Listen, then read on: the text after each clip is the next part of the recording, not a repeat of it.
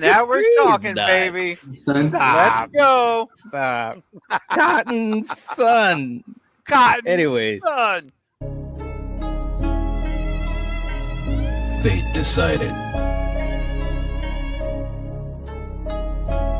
Let's get this party started. Craven something scary. Hello, Sidney. Killjoy Jake. Don't you swear at me, you little shit!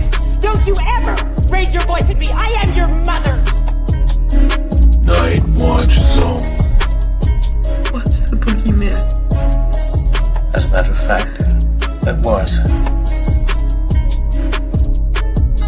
Get up! The collective has spoken. That is right. We are here. We're ready to do this. A culmination of several months. And here we are, ready to rock and roll. Killjoy Jake, Fate Decided. And in spirit, Craven something scary. Guys, let's talk about Scream 7, man. Let's do it. Can you imagine how many hours collectively, pun intended, that we have spent bracing and preparing for this film? It's crazy. It's absolutely crazy. It seems like yesterday they made the announcement, and now here we are. Yeah, no, you're right. You know, time flies, man. It really, really does. Before we get into this, because we're going to get real deep, it's going to get dirty and muddy. A blanket hello to everybody in the chat. We appreciate you guys being here. We see you guys. Definitely, we'll try to get to as many comments, questions, theories, thoughts that we can get to. Can't get to them all. If you send in a super chat, we'll make sure that we get into it. And we appreciate the mods being here. Erica, Val, other folks helping out, Julie, Shantae, Sarah, May, all you guys. All right. I'm gonna start. I'm gonna start on this. Are we doing spoilers, by the way? Yeah. Yes. Okay, good. Yes. Yeah. Okay. I just want to make sure because Hey. I don't want to say it. Well, one, we should let the audience know we're doing That's right. spoilers. That's in why case we you haven't keep you seen it. around. And That's why we two, keep you around. I didn't want to be like, well, and then everyone's like, Surprise, bitches. Oh, hey, yeah, please. Damn it, dude. You spoiled the whole thing for me. Damn, Shit. I lied. I didn't even see it. Yeah, I know, this- Lisa. I just don't want to ruin it for the the audience. No, I just you're want right. people So to be aware. this will be spoilers, full spoilers. So if you have not seen Scream 7 or somehow, some way you have not been online, then this is probably not the live stream you want to be at for a long period of time. We're gonna go into spoilers. I'm gonna start off. This movie is like a tale of two movies to me. On the one hand, I think there were some really interesting things that worked well that we kind of theorized ahead of time that made it feel very similar to some of the old school films. But then there was like this collision that it had with a big part of the plot device, which we all knew going in was going to be the AI. And it just hammers into that so hard that it can take you out of it. And there was a lot of frustration with some of those aspects of it for me that I don't think are going to age well. And I also think that it was making its bones to be meta, kind of poking it at the audience rather than the characters in the film. You know what I'm saying? Like, you know, a lot of times these films, what's great about them, the meta commentary, you see it in the movie, you know, it's kind of part of the DNA of the particular film. And in this movie, the AI you didn't need it at all. There was absolutely zero reason to have it in this movie for the characters. Now, for us, that's the reason. The marketing, the hype train, trying to distract from the issues that, you know, went on with this film in the early stages and so forth. So, and it could have been corrected if they had made a few different choices within the film, which they did not, which is fine. You know, I wasn't expecting those things. So that's where I'm going to start. A tale of two movies, some frustrations for sure, which is too bad because I enjoyed aspects of this film. Jake, let's go to you next. What are your thoughts, man? I walked out of the theater and I was a hollow shell of a human being. The first time that I have ever walked away from a Scream film and just did not have an ounce of fun with the film. I don't know what the hell happened with this movie. I'm very disappointed. I feel like, we've been talking so much about how the Scream franchise is so consistent, and even though there's entries that are definitely better than others, every movie up until this point found a way to do something really special and at least hit on something that was wonderful about the first movie and kind of found its own unique way to twist that in some way.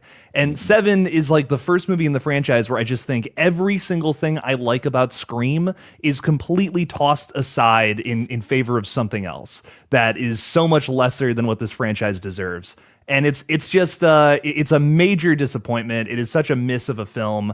It's not, I don't know, it's not a 0 out of 10. It's got a few cool things, but like how I kind of said in my review, it's got the frosting down, but it never baked the cake. It's like you slathered frosting all over a dog turd. I don't know, man. It's just it just did not do it for me. I don't know. I don't know what happened here. Wow. Okay. Fate, before we get to you, I just want to also say, Julie, thank you for putting that in the chat. As many people know, there's like tons of varied ideas on what people thought of this movie and so forth. So as always, and I also want to say this, and I know Jake does this, and obviously Fate as well, myself, we just tell you guys what we think. And especially talking about a film, like, it's not going to be just surface say, yeah, I liked it, and that's it. It's like we try to tell you what's good about it or what's bad or why we feel that way or whatever. So ultimately it's just our opinion, and it just is what it is. Okay, Fate, what do you think about 7? So a couple things, right? This movie to me felt like some great ideas, terrible execution, right? Like, we got a lot of things that we all like collectively, not just like us, like, but even like, our community and stuff that I wanted to see. You got like a glimpse into like Sidney's life, right? And her as a family dynamic, which I really wanted. I was really worried that they were going to kind of like, hey, here's the family, and that's that, and they would just kind of rush off of it. Yeah. But even that, it was like all of the interactions are all interacts like Tatum just moved in, right? It's like they're like, you never had any of these conversations the last 17 years you guys have been together, right? Like, I just felt, again, great idea, great execution. Obviously, they're trying to show Sidney's this overprotective mother, Tatum's, the rebellious teen. There were so many ways you could have done that. Great example, great moment is you have her boyfriend Ben sneak through the window, right? Like, that would have been great, right? Like, she's a teenage daughter, boyfriend wants to sneak in. You have like you didn't need to do all the meta, like, oh, I was watching Stab, and again, it's like you could have gotten rid of a lot of the fluff, right? Like, it's like, he sneaks through the window. He could have why'd you come through my window of all things? It's like, hey, I was watching Stab. I wanted to try it, and like, okay, cool. Right there, you get the reference, you get a point, you get things like that. But like, you would have had a great kind of dynamic with like Sidney discovers Ben. She knows there's a blow up. You don't need to like lead that into like, well, you never tell me about your life. Like, what does that have to do with anything in this situation? Again, it's a lot of just like commentary and conversations that are pointless and go nowhere, right? It's like, it's like you already had the mother-daughter struggle right there. Boyfriend sneaks in. Every mother in the history of mothers would be furious at that, right? And especially, we already know as fan, like, this movie in a lot of ways felt like they were trying to clue the audience in as if this was the first movie they've ever seen. But the title is Scream 7, right? Like, I mean, even common sense should tell you, like, hey, there's 6 movies before this, right? Like, a lot of the dialogue, a lot of the things were like the struggles. Like, I think they should have had Hannah's party, right? Because look, imagine this. You want to talk about Sidney and her mother's struggles, right? Yeah. You have them. You have the scene where the boyfriend comes in. They have their argument, right? So what does she respond to? I'm going to be a teenage girl. I'm going to sneak out. I'm going to go to Hannah's party, right? Hannah gets killed at the party. Great death scene by Hannah. Don't get me wrong. I love Right. that death scene, but I think Yep. it would have fit the story more had you had the party, right? Historically, the killer is always the one at the party, so you subvert expectations, right? Mhm. And that could have been what set it off. Now A you bunch have of that red struggle. herrings. Yeah, now you have that struggle with Sidney and her mom. Like, this is why I told you. And then you can lean into, well, if you would have told me about your past and your life, I'd be better prepared for this moment. But you never want to talk about it, right? Like, you could have done the same thing, but executed properly. A lot of it, and I don't want to rant too much here because I want us to go around, but like, again, it's great ideas, terrible execution. Like Mark, Yeah. right? Like, he got more time than I thought he'd get. I liked how they set him up. He's this tough SOB, which he Yep. needs to be being with Sidney. I like that about Mark. I actually really like Mark. I actually like I was surprised Mark too. Evans. I actually like Mark Evans more than Mark Kincaid. Mark Right? Kincaid was a Wasn't little that flop. crazy? He got knocked out like 3 times in Scream 3. It's like At least. Mark Evans is a thug, right? Like, it's like I love, like, I actually Joel McHale. I mean, me and Jake even talked about how we were kind of like, I don't know if he, but I actually thought he was good in the role. I actually thought he played it well. But again, He did. I was surprised. Yeah. One of my favorite characters in the film. Yeah, And it was a literally, huge like, surprise. Yeah. Like, good ideas, terrible execution. And that's kind of what it was, even from the killer dynamic, which we can go into and all that stuff later. But like, Yeah. And even like, I see a lot of people seem confused about a lot of things, but everything was explained. Like, I've gotten a lot of comments like, oh, like this was pointless, this, and I'm like, it's not. You just, like, the example I use, ironically, which Jake just used, is the cake analogy. They basically gave us all the ingredients to make the cake. Mhm. They didn't give us the recipe, right? So now they're expecting you to build the cake. The problem is that, again, this was another movie, which is why I've said I want this to be 2+ hours. It is another movie where they try to jam pack too much into it. So Yep. end, like, I actually thought it had a pretty solid first 2 acts. It wasn't great. Yep. It wasn't like, oh my God, this is the best movie ever, but it just nosedived in that It third. did. And It did. and I felt like, again, like, and then you get to the end, and because you didn't let us marinate and hit on anything, right, and take things in, the pacing was all off. Then you get to the end, and it's like, well, that doesn't make sense. This doesn't make sense. It's like, it does, but you had to have understood X, Y, and Z to understand. You know? Right. We can get into that depth later, but Yeah. again, I feel like this was, they had some good ideas, terrible execution. Some of the filmography was all over the place. Like, you had some scenes that were beautifully shot, Mhm. beautifully colored and pictured, and then some that were just like terrible. It's just like, and at first I was like, maybe is it like the theater? But then, like, everyone was saying this. So I was like, okay, it can't be. It's literally the shots, which is unfortunate because I like Kevin Williamson, but it's just like some of the directing elements of it were just not great. And it's just, again, it almost felt like a movie that they were trying to rush. It is kind of what it felt like. Like, it felt like a rushed film when it didn't need to be. But anyway, Yeah. like I said, No, go ahead. But to piggyback off that, I agree too, because as I was watching the movie, the first 2 acts, I was hanging in there. It's going at a breakneck pace too, though. Like, and that was kind of some shades of Six. Me and Jake, we talked about that. It was like bam, bam, bam, which, there's a coolness to that because you're like, wow, okay, cool. But then you realize 2/3 of the way into the film that you haven't had a chance to really spend time with characters other than Sidney and Tatum and even Mark. I mean, hell, even Stu to a degree. It's like, Gail didn't even need to be in this movie. She didn't. It's time to go. She was better than in 6. Here's another go. Here's another problem that I think we really need to touch on. Like, Gail and Sidney, they either need to move off of Sidney or they need to get new writers or something. Like, yeah, everything she did was illogical in this movie. Like, literally, like, you're in the panic room. I understand your husband's out there, but like you just screw my daughter. Like, you know what I mean? Like, your job is to your child, not your husband. He's a cop. He's a chief. Right? Yeah, he'll be okay. She goes and runs to the car. Car's locked. And instead of running back inside and going, Gail, I need your help. Right, And, your keys. Yeah, and I understand the context, right? Gail would have helped. Sidney just saw Gail shaking because of the nerve damage and taking medicine. But it's your daughter, right? Like, Right.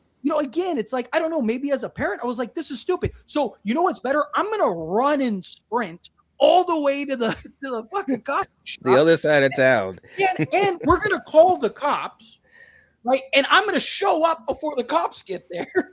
In a small town, it was illogical. Tatum's like, the police are out searching for this killer, and Tatum's running the streets. I understand they're on lockdown, but she's running the streets screaming for help. There's not a cop in sight, and we saw like 30 of them earlier. Like, it's just, again, it's almost like it was rushed. Like I'm okay with movie logic, right? But like to a certain point. Right. Like one big move, like you have to essentially ignore a lot of the disbelief, right? You basically, how are we going to keep Gale alive? You played it safe again, which pisses me off.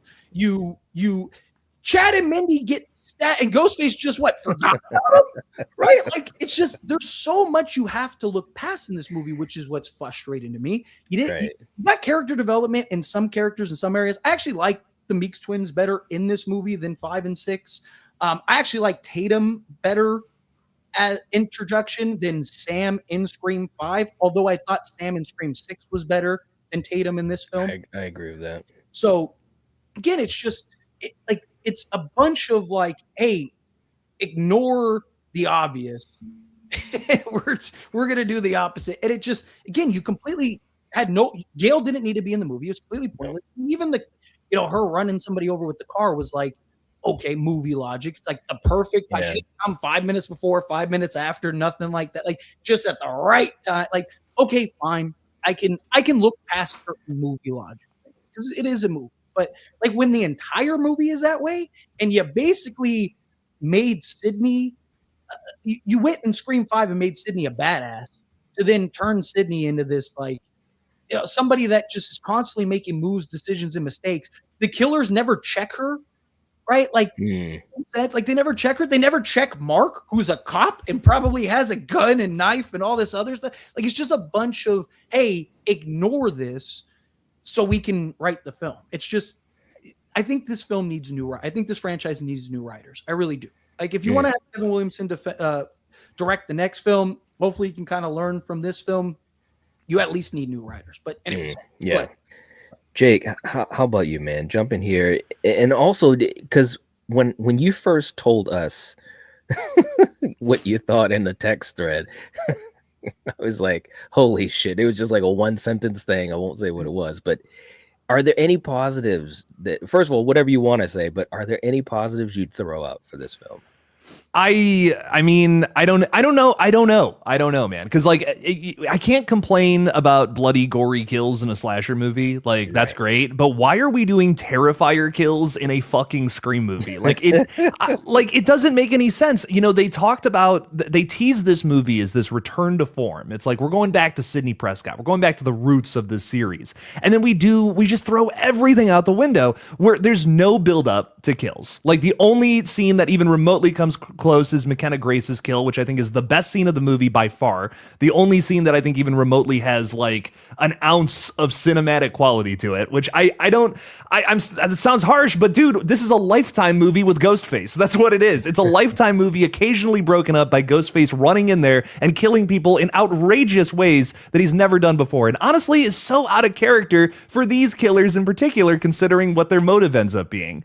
It is a frustrating movie from start to finish. At every single plot beat, I was like, what are we fucking doing? It's a clear product of, rewrites, rushing, an inexperienced director. I love Kevin Williamson, but I don't think he knows what he's doing in this specific creative chair.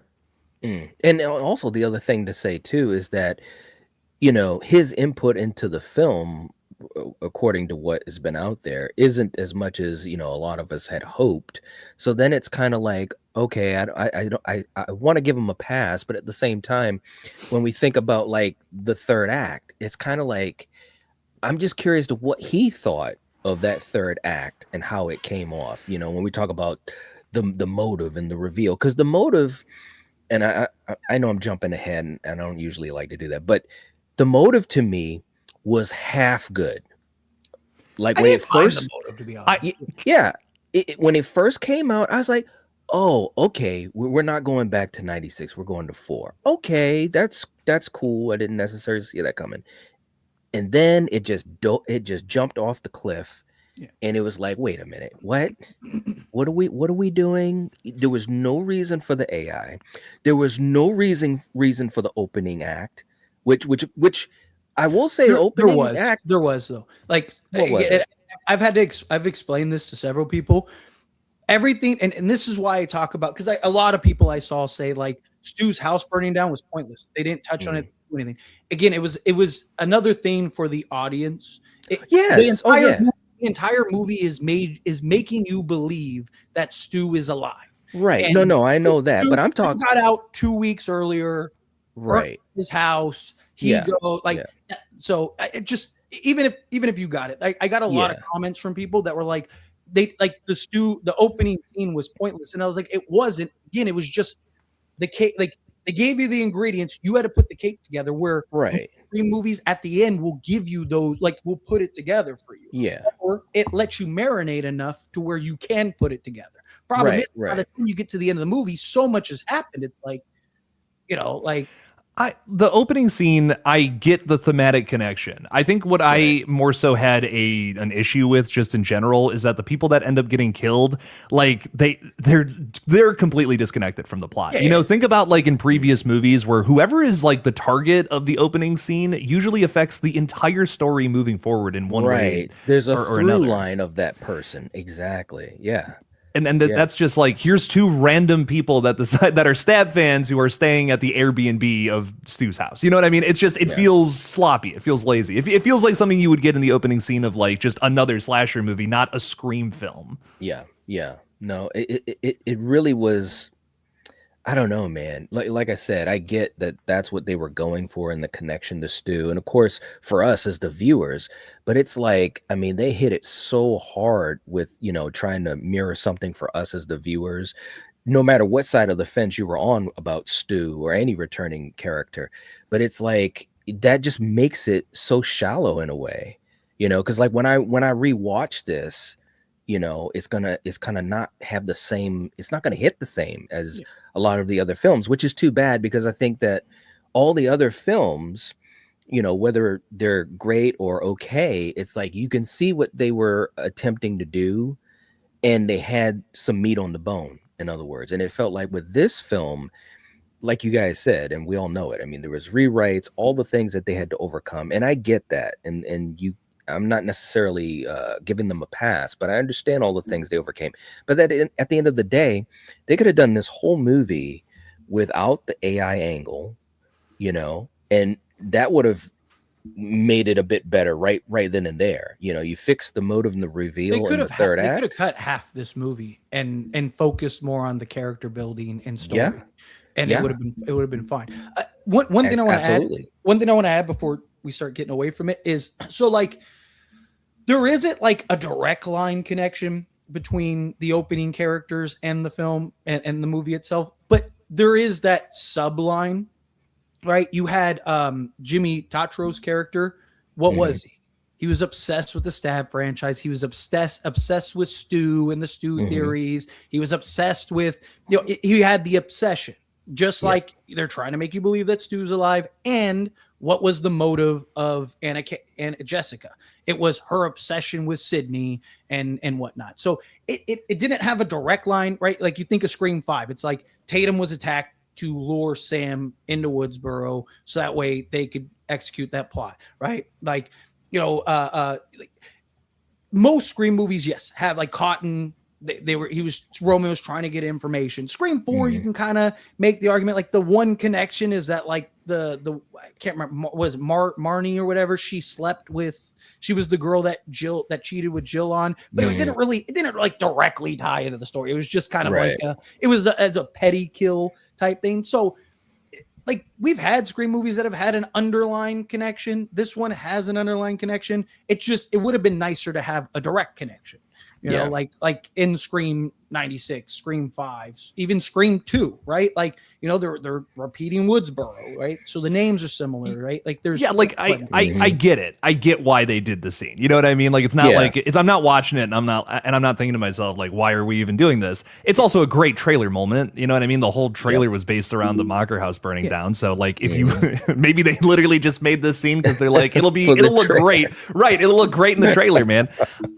I really think that's part of it, but I also just like, does it ever even come up in conversation? You know what I mean? Like, does anyone even, is Sidney ever like, well, you know, the Mocker house burnt down, so it must be Stu. Yeah, Sidney doesn't give a shit about it. Gail brought it up. Like, again, in comparison to Scream 4, just real quick, you like, there's that entire scene where everyone's in class and everyone gets the text. It's like, oh my God, you know, Marnie's dead. Like, what the fuck, you know? And there's a, what's your favorite scary movie at the house? There's that deleted scene where all the blood sprayed all over the house and whatnot. I just, that to me is like, that's cause and effect. That's storytelling. This is a big trailer moment and a loose thematic connection. And of course, in the trailer, we literally, just like we feared, we literally saw the whole opening scene. Yeah, we saw the whole damn movie in the trailers, man. Well, that's true too. Between the 57 TV spots, that's so true. But the first trailer, bro, I couldn't believe it. I'm sitting in the theater and I'm watching it. I'm like, holy shit, I really have seen this whole opening. You know, it's like what's really outside of like little nuances.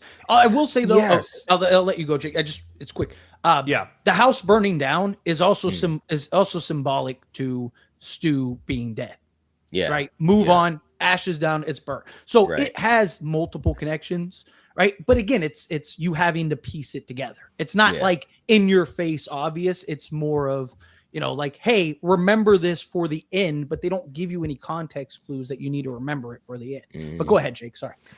Two things with that. So, you know, with Stu being, you know, the whole idea of could Stu be back? Like the only reason that's a part of this film really is because they just wanted to have Matthew Lillard come back and do a big cameo as well as everybody else. And you can say it's because there's a parallel between that and the killer's motive. No, it's because they wanted to have Matthew Lillard on screen in a Scream movie acting again. And that's why they did it. I think had they cut all of that out, cut all the AI stuff, which by the way, does not work. I love Matthew Lillard, and I hate saying this. It bums me out because I love him so much. But the Matthew Lillard scenes are some of the worst scenes in the entire Scream franchise. It's a caricature. Dude, it's the goofiest. It's the most unintentionally goofy thing I've ever seen. Yeah, that's ridiculous. Are you kidding? Like, I'm like, this is something out of a scary movie, not Scream. This is embarrassing. Oh my God. But no, sorry, go ahead. No, you go ahead. No, you go. Oh, you're so kind, Knight. My God. I'm trying. I would just kiss you on your lips. You know that? That's the only excitement we're going to get out of this conversation here tonight. The lips are mine. Have you guys seen Harold and Kumar? Yes. with Ryan Reynolds' I love cameo. Harold and Kumar. Sweet chocolate lips. Like, that's what the reference was. Right. Oh my God. Jesus Christ. I was like, after I said it, I was like, I should probably explain. Fuck, I lost my train of thought. You're talking about the AI and Stu. Yeah, the AI and Stu. And all that, yeah. I'm being really harsh on the film, so I will give it this. I think there is a cool, like there's like you said earlier, Faith, there's a lot of really cool ideas here. They're just not executed well. And I think like all these things, it's like I'm here, like, you know, it's all cool shit, but I'm just like, another thing real quick is that the whole movie is kind of the original Scream, but backwards in a way too, which I noticed there's little plot beats here and there that are like kind of parallel to things that happen at different points of the original Scream, just again, backwards. And that's like, again, it's fun. There's nice details. There's great callbacks to the past, but that's all this film has to offer. It's got nostalgia and that is it. You know what I mean? And to me, every single film franchise that is getting requels and continuations, this is what they offer up. And, you know, you look back at Scream 1996, and what did that movie do? It looked at all the franchise continuations that were getting repetitive and getting redundant, and they decided, we're going to make fun of that. We're going to make fun of that and in turn create a better product. And that's what they did. And it's why this franchise is one of the biggest slasher franchises, if not the biggest slasher franchise of all time. And I look at this movie and it's like, it's become the corporate machine that it once made fun of. Right. And it made fun of that. That's the problem. That's the biggest problem that I don't think I can ever forgive this film for. The Stu AI, the Stu. Oh wait, Knight, go ahead. No. I was going to say, well, and the other thing about the AI too, it was totally for the fans. It was totally to get the butts in the seats. It was totally to parade Matthew out there, which I understand part of that because you want the hype for your film, and of course they were probably crossing their fingers. But the thing of it is, it's just shallow at the end of the day, because it really didn't need to be in it. It didn't make logical sense. They've got Stu saying things that only he and Sidney would know. Billy was there. Scream has always done that. I mean, well, I know, but I mean, but Scream I'm 5 just had saying. Billy as in his promo shot. Like, it's like, when did he take? Like, I mean, That's even true. in Scream 2, Stab. Like, you watch Scream 2, and Stab is playing on TV. It's literally a scene from '96, and it's like, Right. how does anyone they know know that? that? How do they Right. know? You that? weren't It's just- there. No, Scream is always done. Like, sorry, I didn't mean to interrupt you. No, I've seen no. that point a lot, and I'm like, but Scream has always done that. Like, Yeah. sorry, go ahead, Mike. Well, no, I'm just railing on it because I Yeah. just thought to myself, really, there was only two ways they should have gone: to not have done the AI at all, or just pull the trigger and say that he's alive or reveal him in some way. To me, that was the only two roads you could have gone that would have alone, at least for me, would have elevated the film. You know what I'm saying? Because then, at least then, the reveal in the third act would have had pop, and it would have been like, okay, I get it. You're coming back. You want revenge. You're a previous Ghostface killer. That's different, But yeah. I don't And know. can I add something to that too? Because Knight, you're gonna love this. Mhm. Fate, you're gonna hate this. Apologies. I'm on the Stu train now. Fuck. Here's the thing. I was like He's the dead. They nope. confirmed it. Oh no, he's alive. I didn't see no body. I didn't see no body. He's Neither dead. did They the confirmed coroner. a body. Hey, They confirmed a neither did body the in the coroner. movie. Nope. I didn't see it. What are they going to do? They're going to dig Where- him up 30 years later? Where's it at? I don't see it nowhere, baby. They confirmed. Hear me out. He's dead. Hear me out, Fate. Hear me out. No, go ahead. Here's my thing. My worry with I don't care like the logistics. Some people are like, it wouldn't logistically make sense if Stu was alive.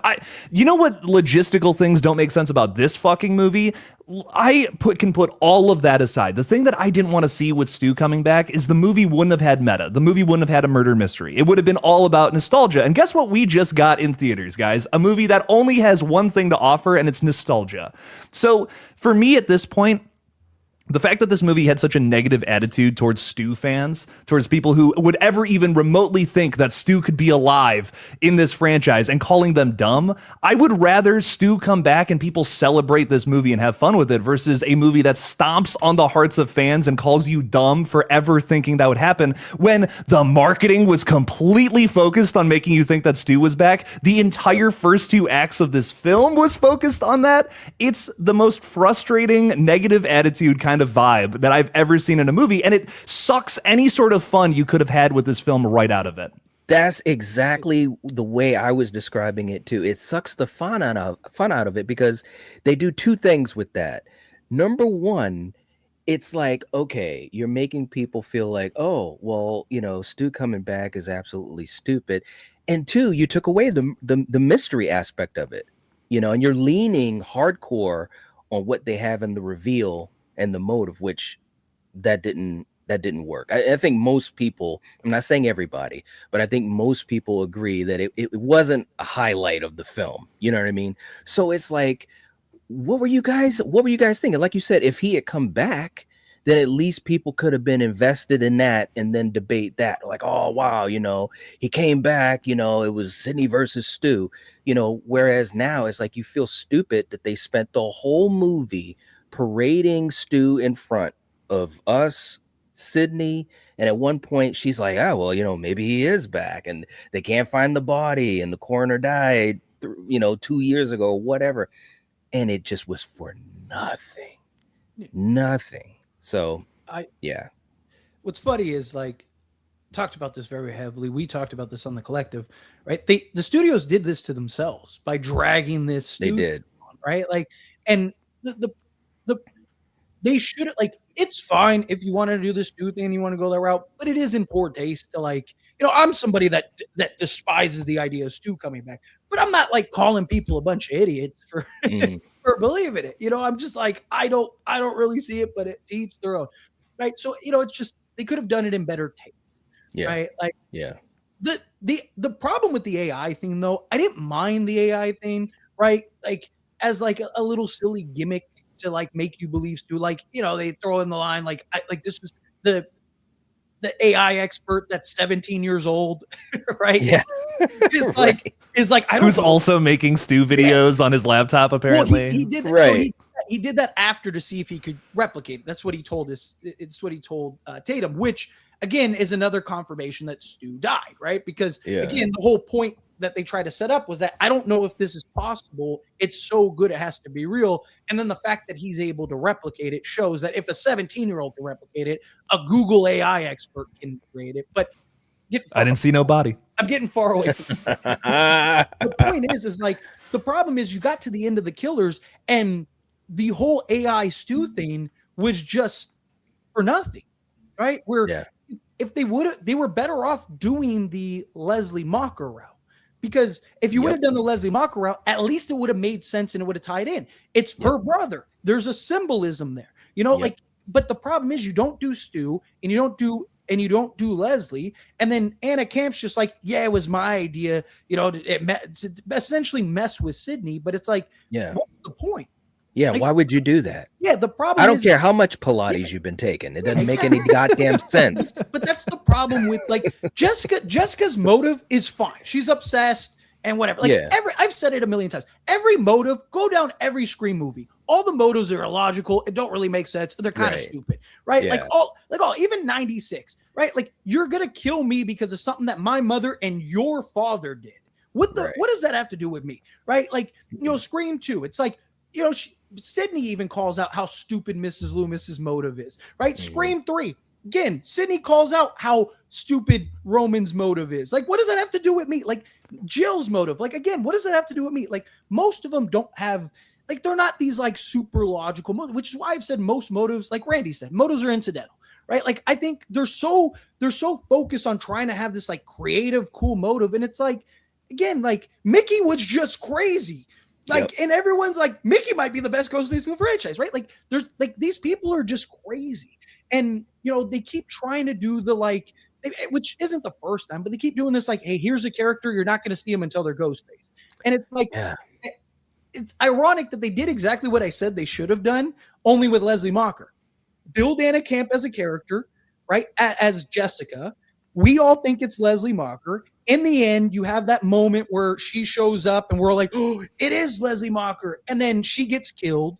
And then Leslie Mocker takes off the mask and all of us are like, who's this? Because you're going to spend 10 minutes of dialogue anyway explaining how we got here. So instead of doing the Mrs. Loomis route where you just build up Debbie Salt as a character and she doesn't even exist, right?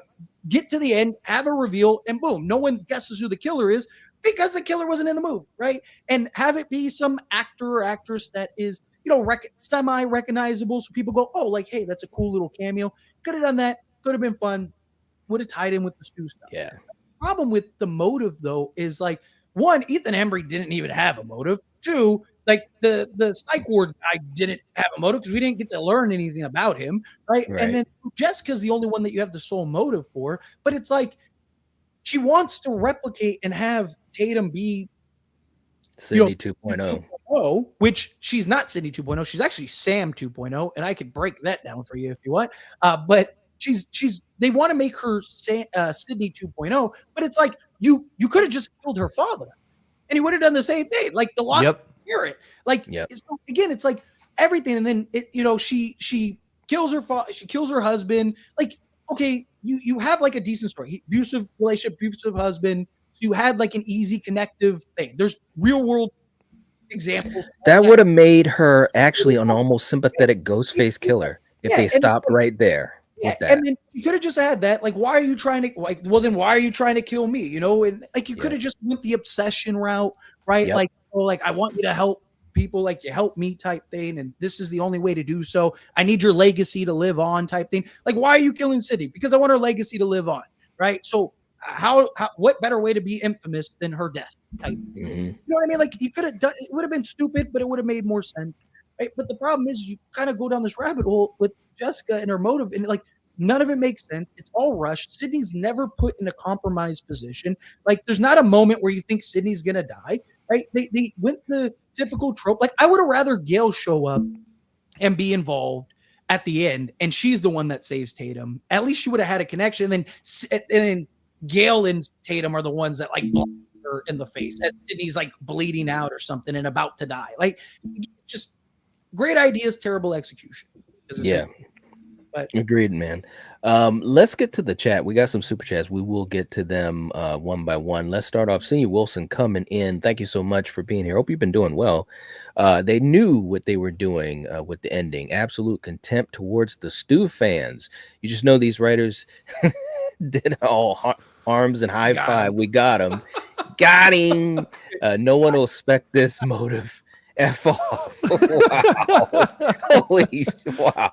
Oh man, yeah. I mean, I just think that again, look, we know why they wanted Matthew in this movie, and yeah, you get him in the movie, but you gotta set him up better than that. To me, that was just, I mean, I guess the only good thing about it is the fact that it wasn't him just quickly walking by the screen going, "Hey guys," or being on the phone with just his voice.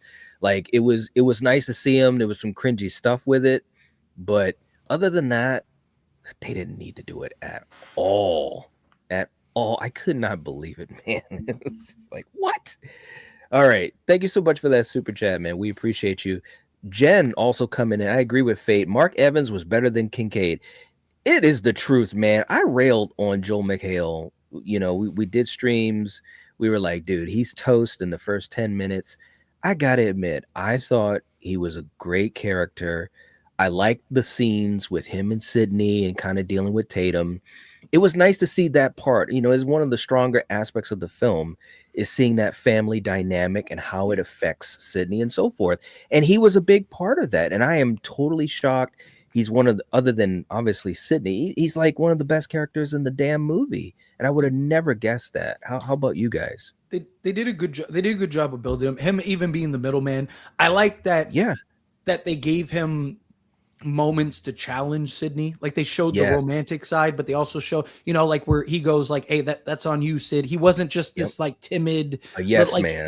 He spoke like, "Hey, no, like Sid, that's on you," type thing, right? Like I love that.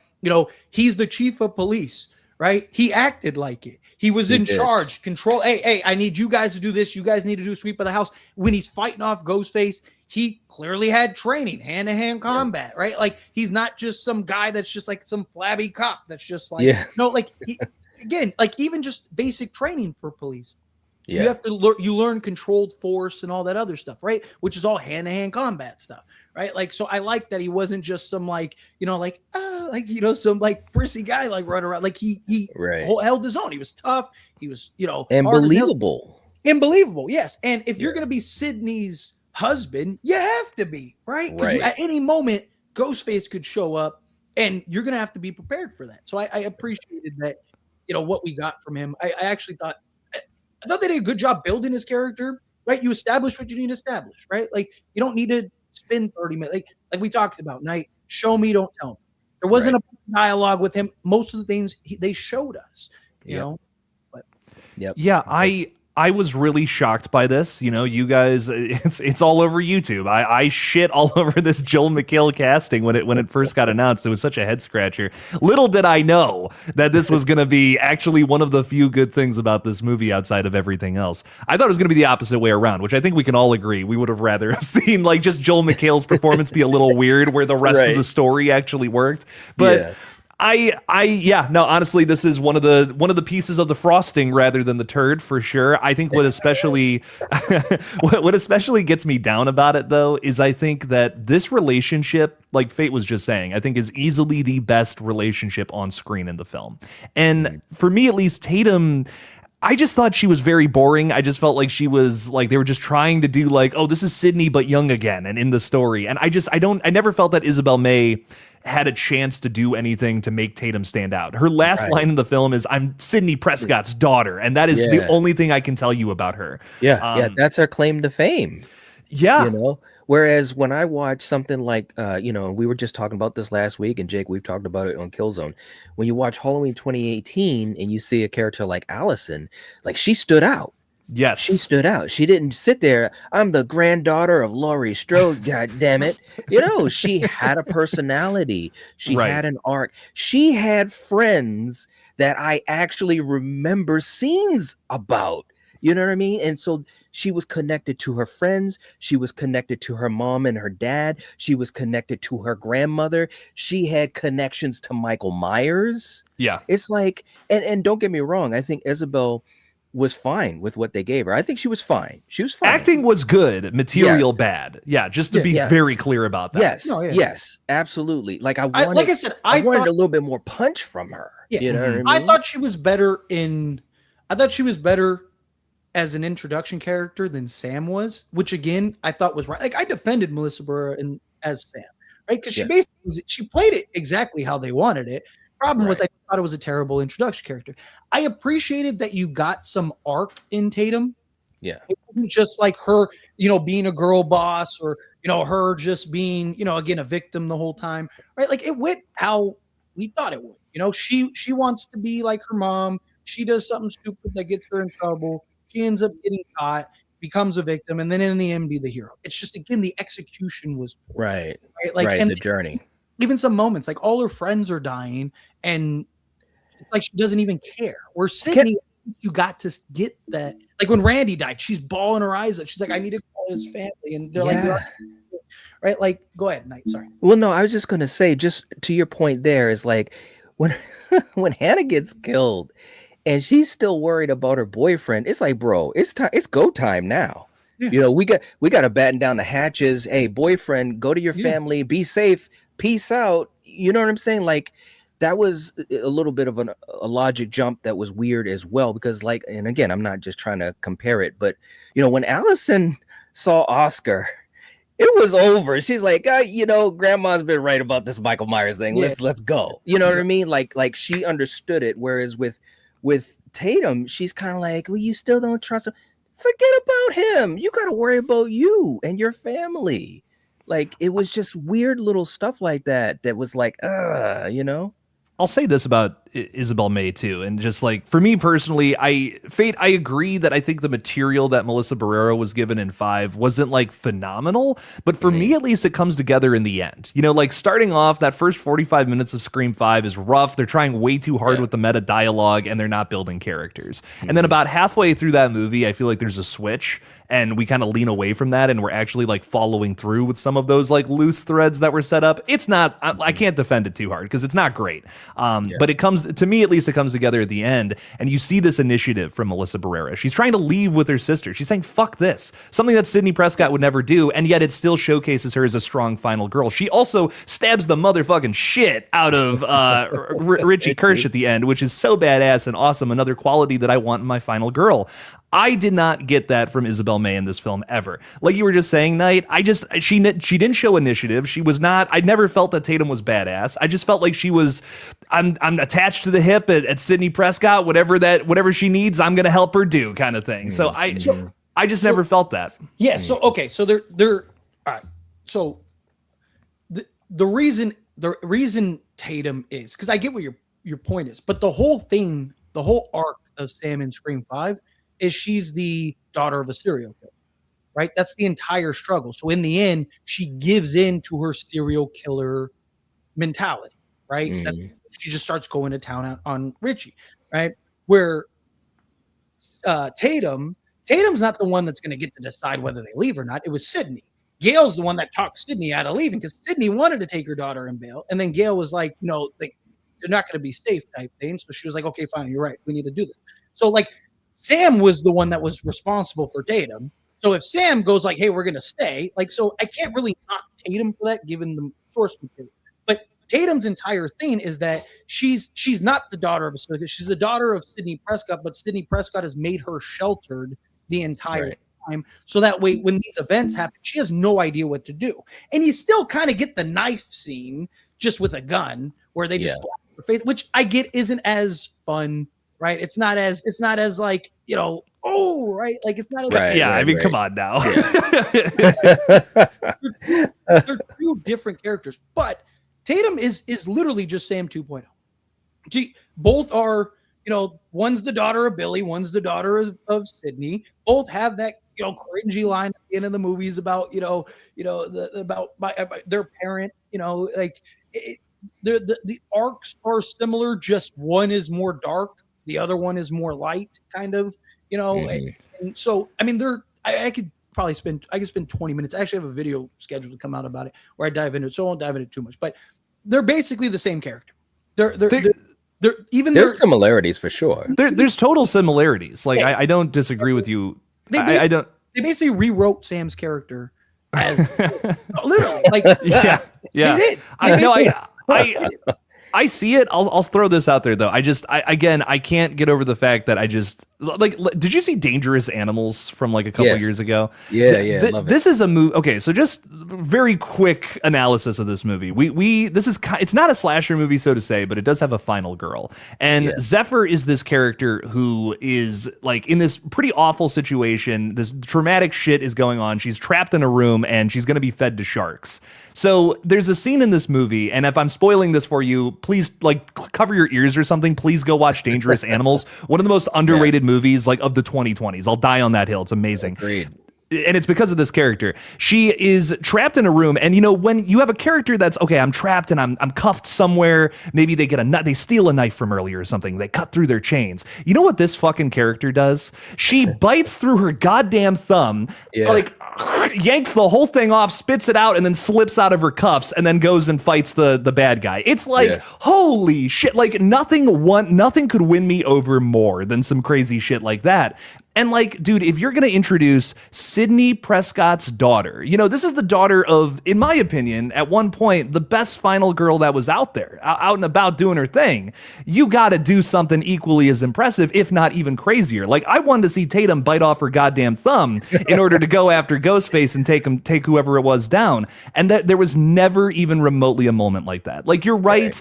They, you know, she takes down the bad guy at the end with her mom. Cool. But like, this character needed to prove herself for this movie to work, and that just never even remotely happened. I think, but that's the thing. Like with Tatum, right? They're trying to set up and establish. Like even Sidney, she's closer to Tatum than she was Sam in '96.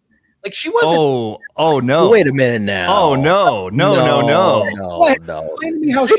Sydney had some gumption in '96. No, she had some confidence. She had, you know, some gumption, man. But like, again, what did she like the whole movie? What does she do that's like Sam? Go ahead. She's not like Sam, first of all. No, but she is a badass. She's close. What about her in '96 is a total badass? So she not only overcomes everything, but she gets totally fucked over the entire movie and still finds a way to overcome everything, which is fucking sweet in my opinion. I think the other big thematic thing, if we just want to talk about like that level of it, is the whole movie is talking about what are the rules of surviving a horror film. And one of those big rules is sex is a no-no. If you do that, you're done for. She breaks that rule. And in turn also is the killer tricking her basically into doing that, which fucking sucks. So now you feel for her a little more. She has that sympathy angle, and then still overcomes in the end and wins out, therefore breaking the rules and overcoming all the movie logic. Everything that Randy said that Laurie Strode did in Halloween to survive, Sidney Prescott breaks those rules and still overcomes the bad guy. To me, you can kind of look at that as saying, well, Sidney Prescott is now a better final girl than Laurie Strode.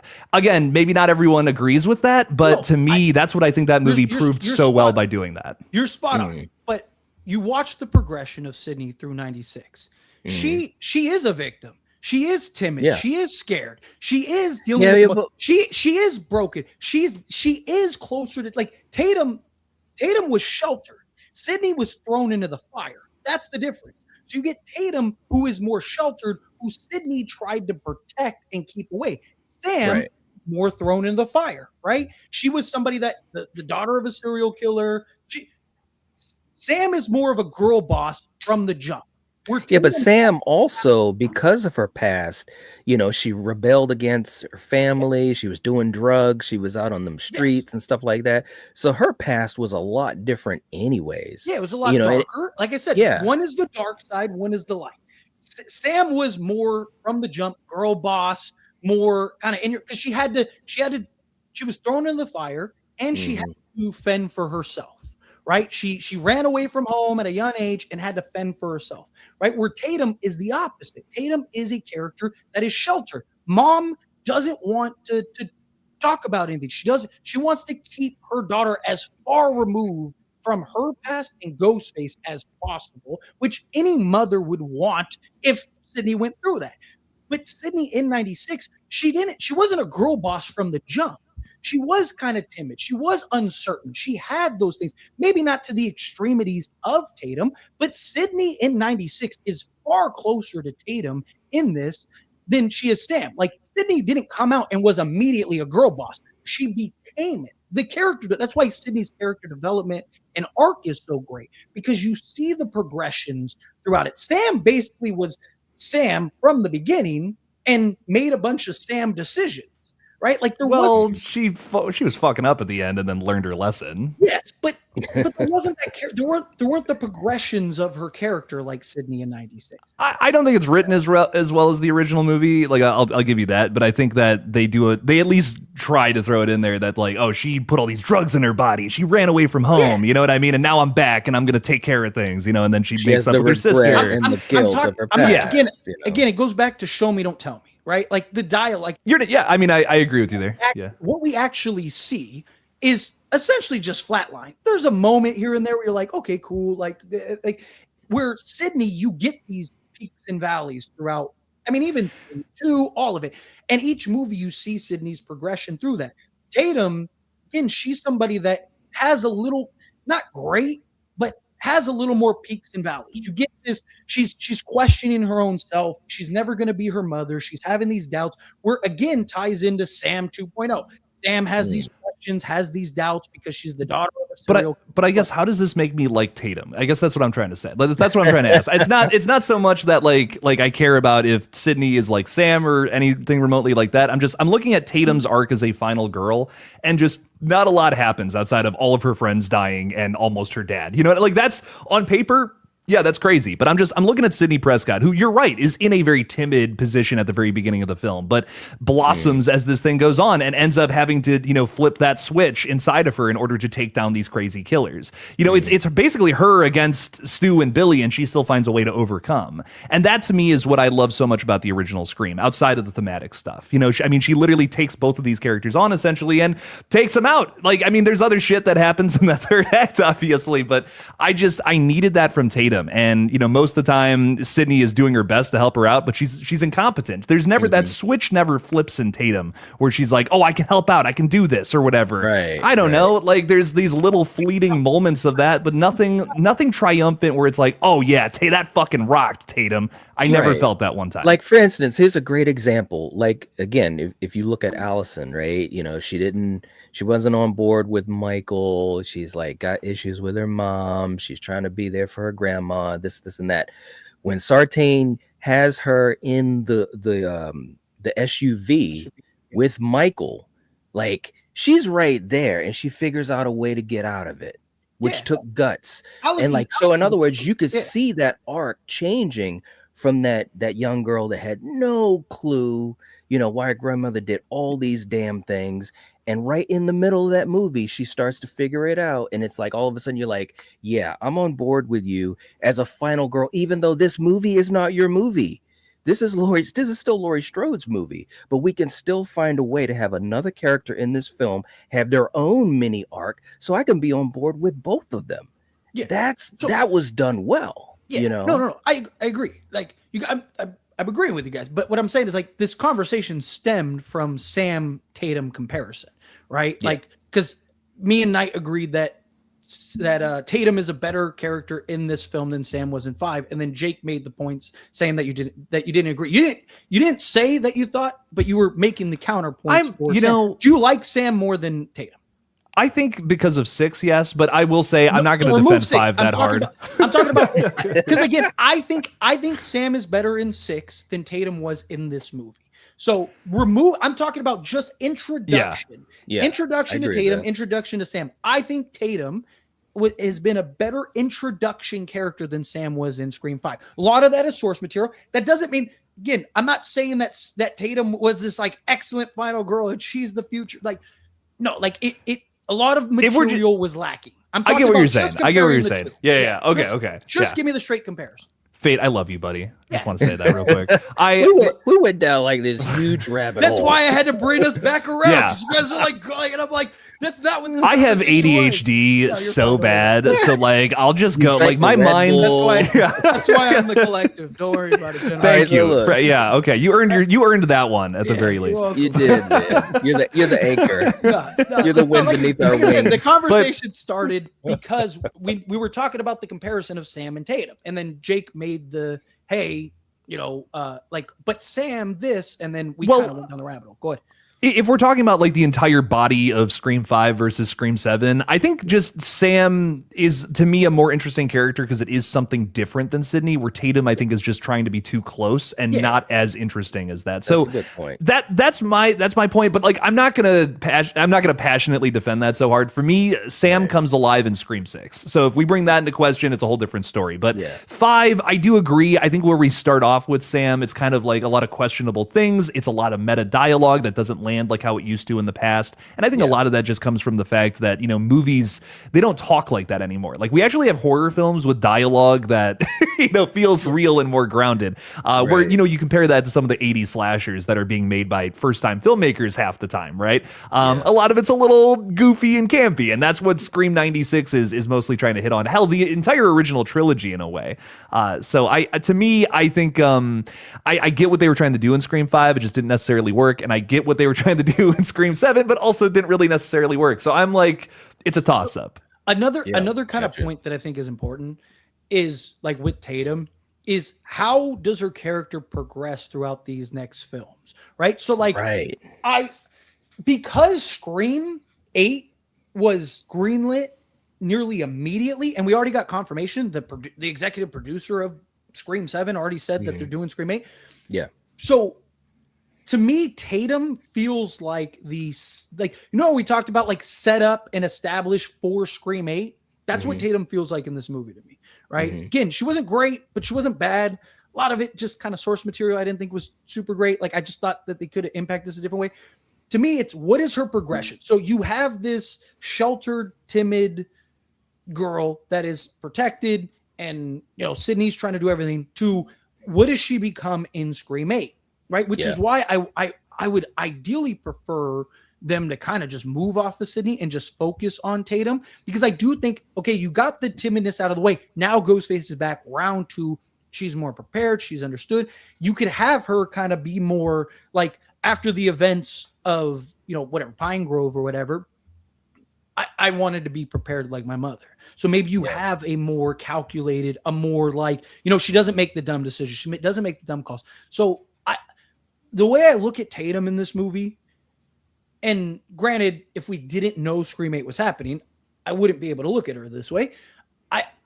In just like a nutshell, yes, I agree. I think Tatum is disappointing and probably shouldn't be the one that carries on going forward. But because we have the context of Scream 8 was already established, and Tatum's supposed to be that, to me, I do think I'm okay with the foundation that they laid with Tatum as this sheltered girl that needs the progress.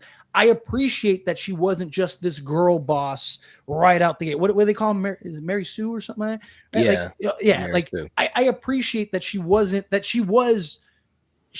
didn't know what she was doing. She's never experienced Ghostface. Her mom made sure of that, right? So now she's kind of thrown into this area where she has no clue. She's, over the top, like this is too big for her at this stage. And, she's trying to still find a way to help her mother, right? Like that's why her and Ben are going to go leave to do that. And then she kind of gets thrown in a whirlwind because she thinks Ben's the killer. And then Ghostface. Again, it to me, big part of it is just the quick hits, right? I don't know if it's TikTok. I don't know what it is, but like you had an opportunity to kind of marinate that, like allow her and Ben to try to like help Sidney and Gail on their own independently. And it leads to Ben dying rather than using him as a rare herring for a quick second. And he literally dies 10 seconds later, right? Like instead of doing that, you could have easily had Ben and Tatum trying to navigate stuff. But again, she's in over her head because she's sheltered. He ends up dying because of it, because of her mistake. Now she has to live with that. Now she has to deal with that. It builds more character depth. It ties in more to the story. And she gets captured, has the like you could have still done the same thing, but that little hit would have changed so much about her character. You might have even been able to have like a badass moment where she's like fighting off Ghostface or something, or maybe she gets cut or something like that to continue to hit on her being overhead. So my hope is that they set up and establish her as this progression character that hopefully in Scream 8 continues that progression, right? Like Sidney, you saw her go from timid to like girl boss to like even more of a girl boss in Scream 2, to her basically being a recluse in Scream 3, to her, trying to get back to being girl boss, right? Like there's progressions in her character. Right. I'm hoping that they continue the progressions and it's not something where she's just doing a bunch of dumb shit, right? Like, I hope so too. Supposedly Nev Campbell, is part of that idea with the story, the progression of the story for Scream 8, from what I've come to understand. But we'll see. We'll see where it goes. Were you gonna say something, Jake? Can I say one more thing and then I'll shut up? I'm sorry. I'm sorry. I disagree. Tatum, at least Sam Carpenter gave me like something at the end to be like, okay, we could build off of that. Tatum didn't give me one thing to build off of here. Like, sure, you could do a character. We could completely revamp the character and do something else. But I mean, you'd have to throw everything in the trash from 7 for me personally, like to continue this story, because there was not one thing about this character that had me invested outside of her being Sidney Prescott's daughter. And I should care about her because I care about Sidney. So for me, I know that you liked that she had that slower progression, but we never even got some sort of payoff for that. Like, to me, it's like, if I'm going to follow a character, it just wasn't executed properly. The payoff I don't at the know. end is her becoming the hero and saving her mom, and then also, her and her mom have that badass moment. The payoff, if her mom wasn't there though, none of that would have happened. So, that's my thing. But you could, that's movie law. You could say that about anything, right? Like, sure, but I needed that with her, not her and her mom. I needed that with Sam Carpenter having that moment with Richie stabbing him through the cheeks and beating the shit out of him. I was like, I was alone. Let's go, baby. I never got that I didn't get that intimate moment with Tatum where I felt like she could handle her own. And I needed that in this film for me to win her over. It didn't happen. You're right. It shouldn't have happened immediately. You got to build that over time, but we just never got a satisfying moment like that with Tatum. I don't care about this character. If they follow her in Scream 8, I feel like that's a big mistake. And that's exactly what they're probably going to do. Let me get back to the super chats here. We got John coming in. What's up, John? Good to see you, man. Hope you're doing well.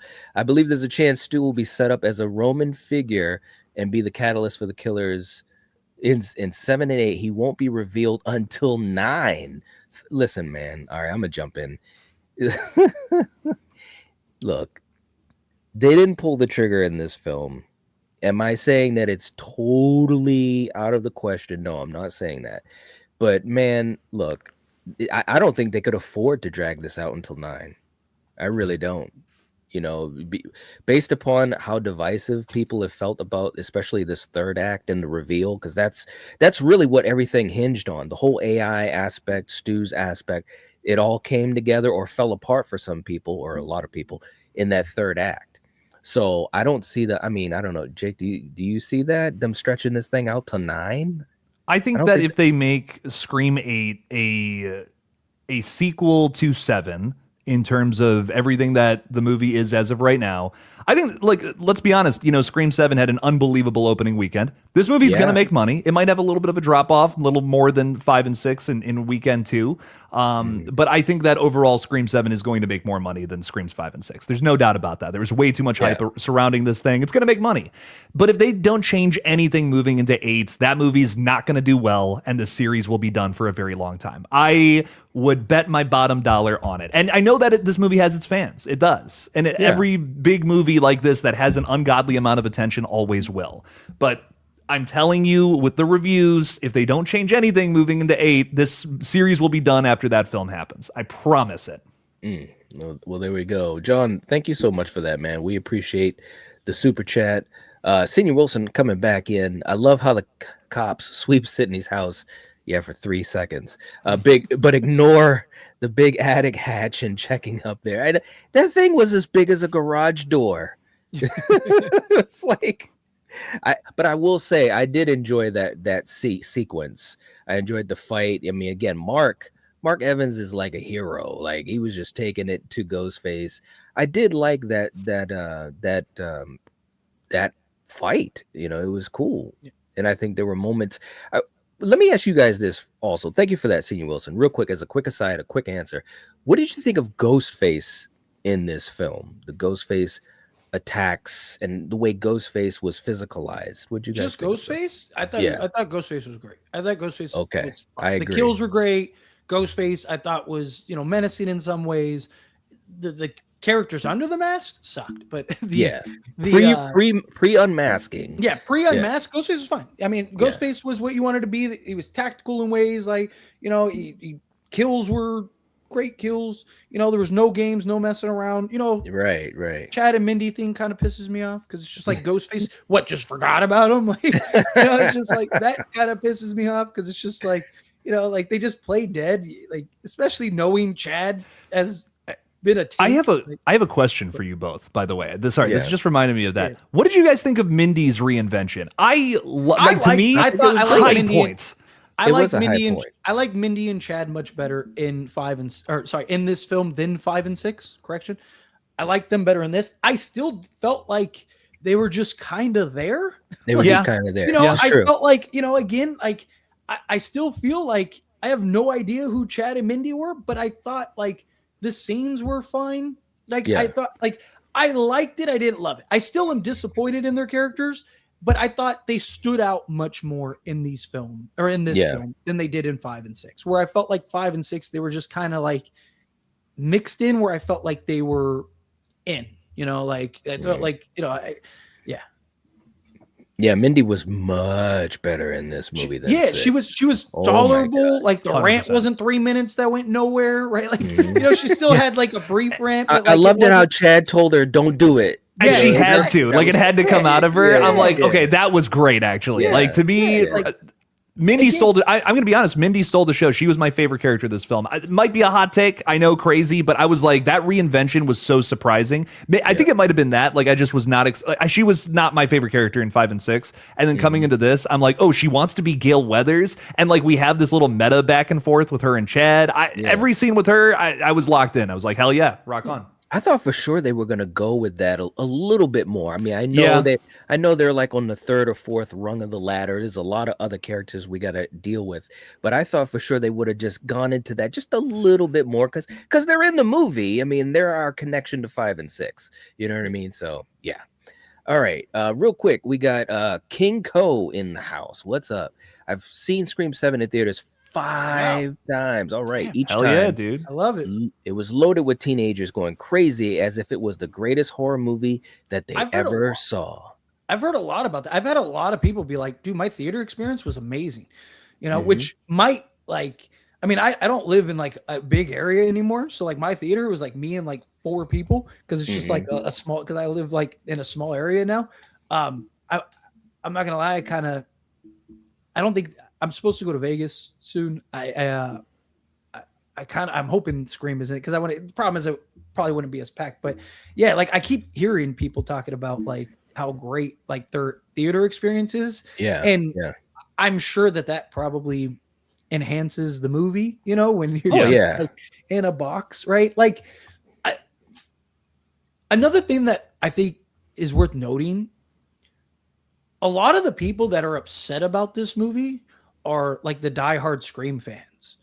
A lot of like the casual goers seem to love this movie. Like my girl loved it. She was like, this might be my like one of my favorites, if not my, obviously not 96. She's like, nothing's gonna be the original, but even she was like, this was like one of the better ones. And I'm seeing that trend. Like everyone I know that's not in like our little ecosystem that I've talked to all love this movie. They all think it's great. And I think it's we have this expectation as Scream fans, as like diehards, like looking through a Scream lens that I think this movie just didn't deliver on. But a lot of like, even look at like the reviews and stuff outside of the ones that are just like, political, like they're not even about the movie. Like you look at the reviews, like most of the good reviews are like casual, like just, read-throughs. It's not like the positive reviews. Like the bad reviews are usually like the diehard screen. Like, this is I've seen all 7 in theaters, and this one's the weakest, and like. Well, to add something to that, just real quick, I think if I was someone who didn't like, I mean, I've spent hours and hours of my life for the last 6 years analyzing the Scream films over and over and over again. If I was someone if I'm just looking for a bloody, gory slasher, yeah, this movie rocks. But you know what I mean? Like I've gone through the 6 Scream movies like a gajillion times, dude. Like I am looking for a million things from a Scream sequel. Of course I'm gonna, you know what I mean? Anyone who goes through a film series that many times is going to be looking for those things. Yeah, absolutely. No doubt about it. King, thanks so much for the super chat. We appreciate you. Next up, we got my man Nate in the house. What's up? What's up? Good to see you, Nate. Hope you're doing well. Can't wait to discuss with you. I want to know which of the 3 killers traveled to California and back to Indiana overnight. He burns the house and then catches a red eye. I know, right? I know, it's like, what are we doing, man? I mean, again, I get it, in the movie, what they figured, but yeah, it was a little crazy, wasn't it? Nate, I can't wait to talk about it with you too, man. Seriously. My money is on Ethan Embry, just real quick. Yeah.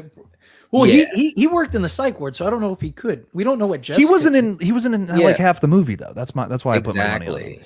Yeah. Was it the Craig? He had some Danes vacation character? days. Maybe it was Craig Dane's character, right? They got him out of the psych ward and then put him on a plane so that way the cops can't find him because he's in Indiana. He's in California. He's in California. Wait, that's actually funny. I just like the next day, Ghostface is coming after Sidney. So it's like, how'd y'all have time to do all that?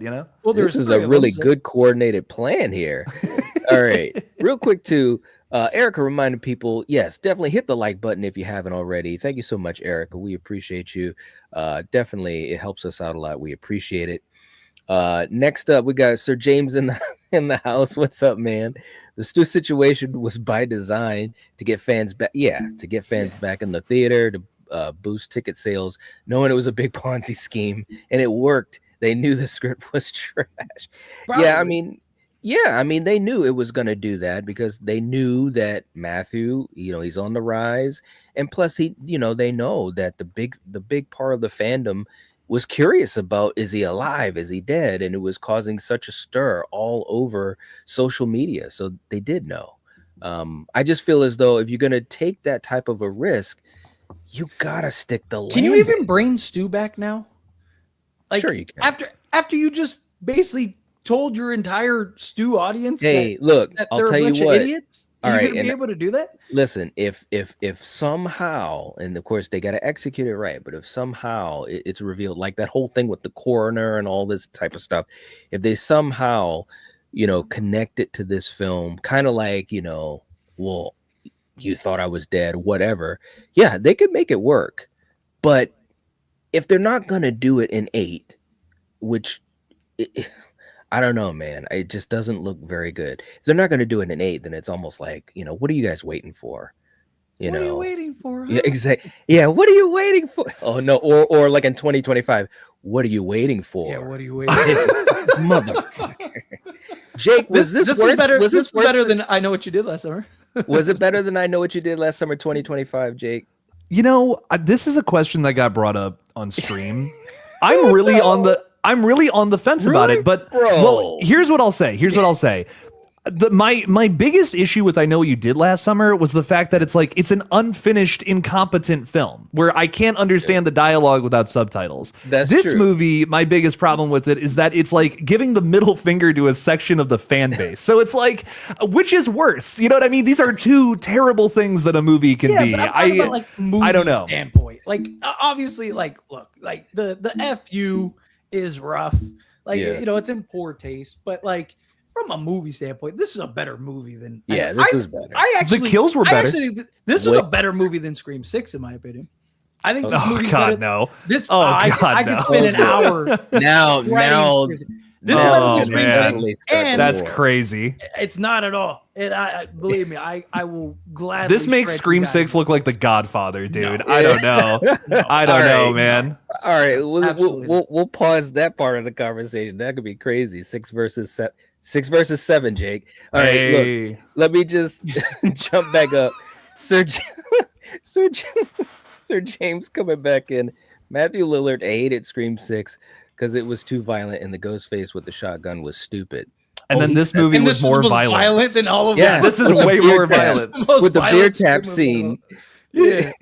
I mean, even the first kill of the movie is Jimmy Tatro getting stabbed through the head and his eyes getting all like messy. And burning Michelle Randolph alive incessantly. You know what I mean? Like it's over the top. It's way more over the top than anything in 6. That just the opening scene alone. Yeah, the opening scene alone. There's no doubt about that. This was the most brutal Scream movie we've ever seen. I know, man. All right, we got Jen coming in. The best parts were the beer tap kill and Gail's reaction to Sidney saying Tatum was the only friend she could trust. Precious. Yeah, you know, they had a couple good moments like that. I'm not gonna sit here and say I didn't enjoy that. I think there were some good moments with Sidney and Gail. I wanted more, but of course, that's not what it's all about. I will say this though.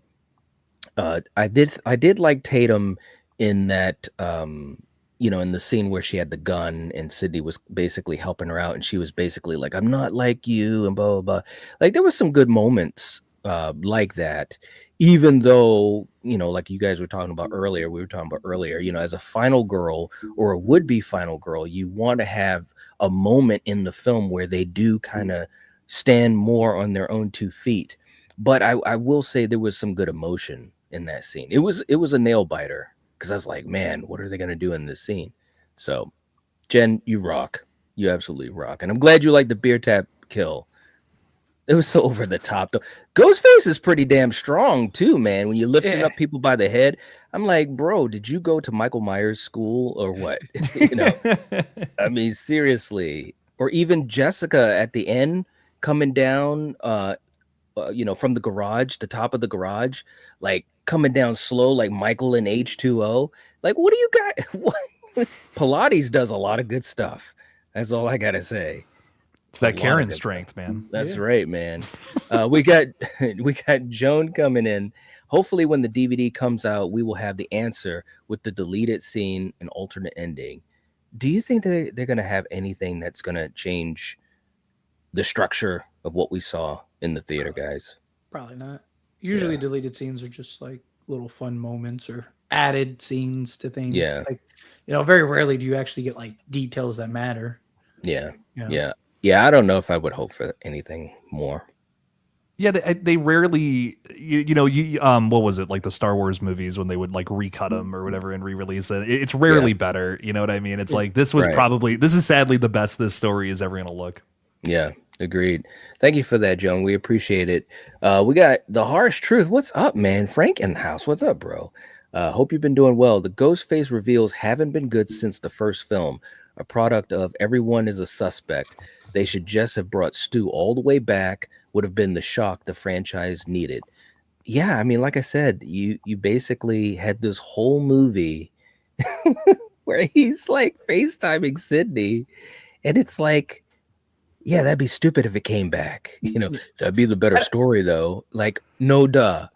Maybe I'm high, but for me, I don't know. Hot take. Jill's my favorite reveal in the whole. Well, I was just gonna say, like, I disagree. Yeah. So I disagree with no reveals being good since the first film, but I have said regularly that like Ghostface reveals at this stage of Scream are just it's overblown, right? Like every Scream movie's had an obvious killer, right? Yeah. I mean, Scream 1 and 2, Randy literally tells you who the killer is like 10 minutes into the movie, right? Yeah. And Billy's incredibly obvious. The twist was Stu. Scream 2, Mickey was obvious. The moment you see him in that classroom, you're like, he's the killer. And and then the twist was Mrs. Loomis. Roman, they just had disappear. You got him for 5 minutes and then disappeared. And then the twist was there wasn't another killer, which is impossible if you watch that movie. But nonetheless, right?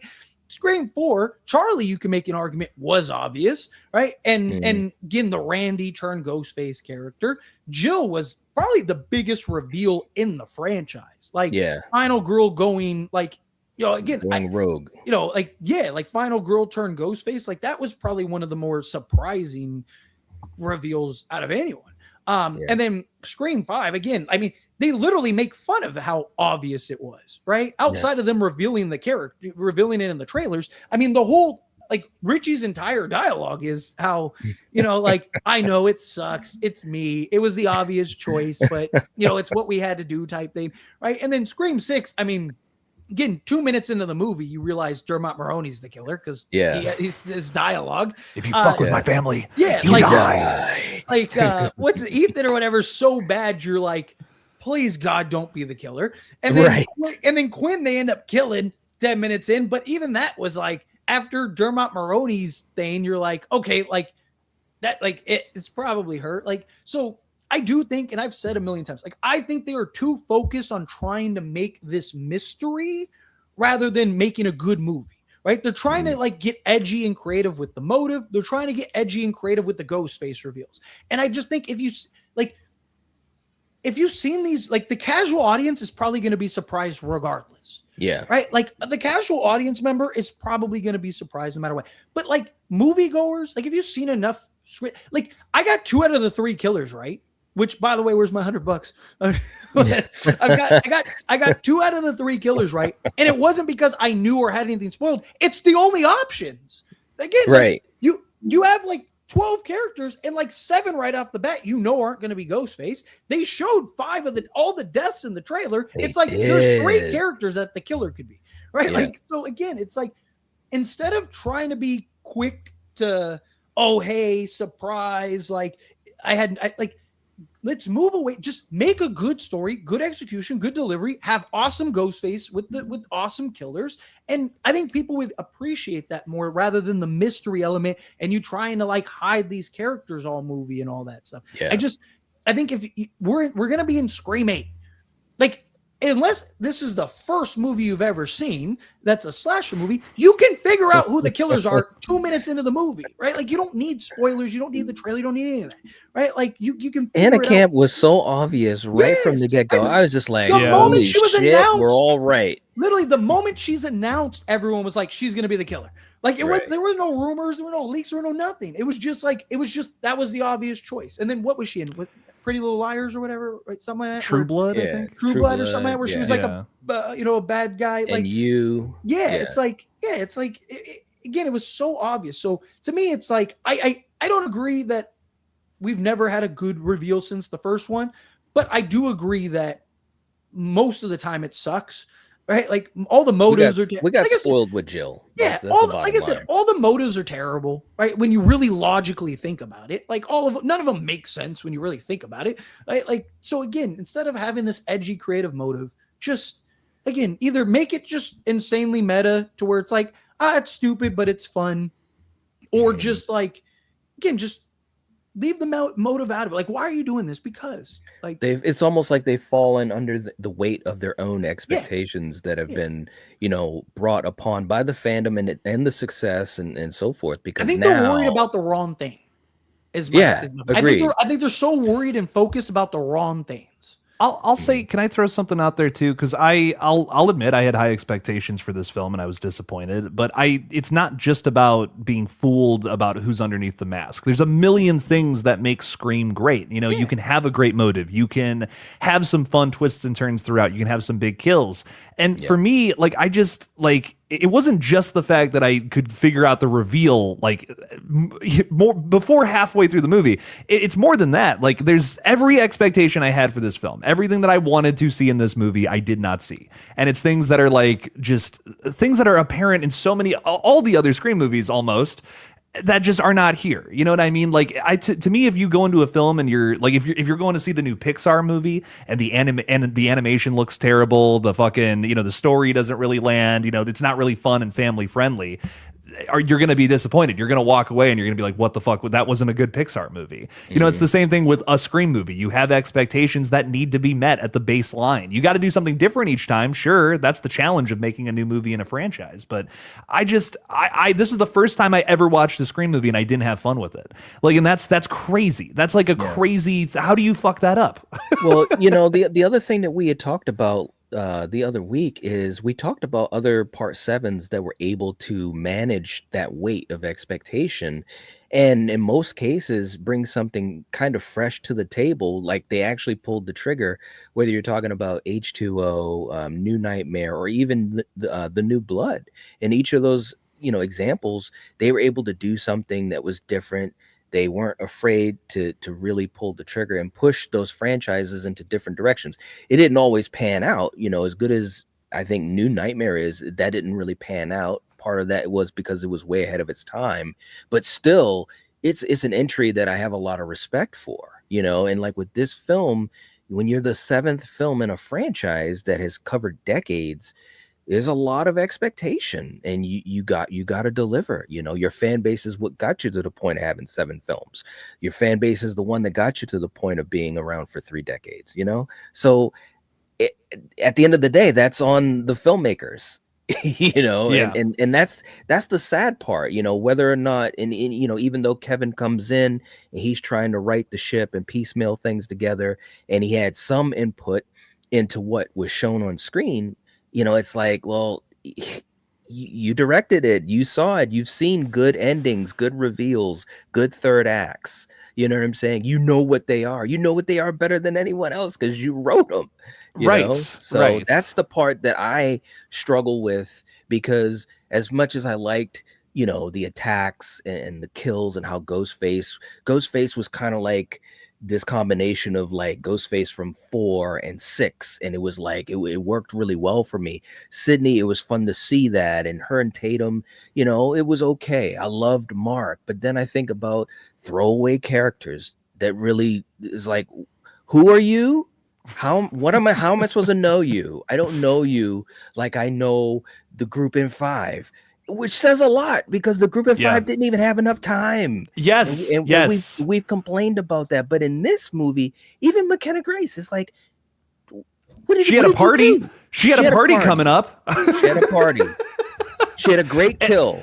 And Knight, can I throw something else out there? Because everyone's comparing this movie to H2O specifically. Everyone's like, this is kind of screams H2O in a way. But you know what's great about H2O? Like, it actually hits on things that was great about the original Halloween from 1978. Not everything, but it hits on a few of those things. And I'm like, fuck, yes, Laurie Strode. This is a great progression for her character. She's out of Haddonfield.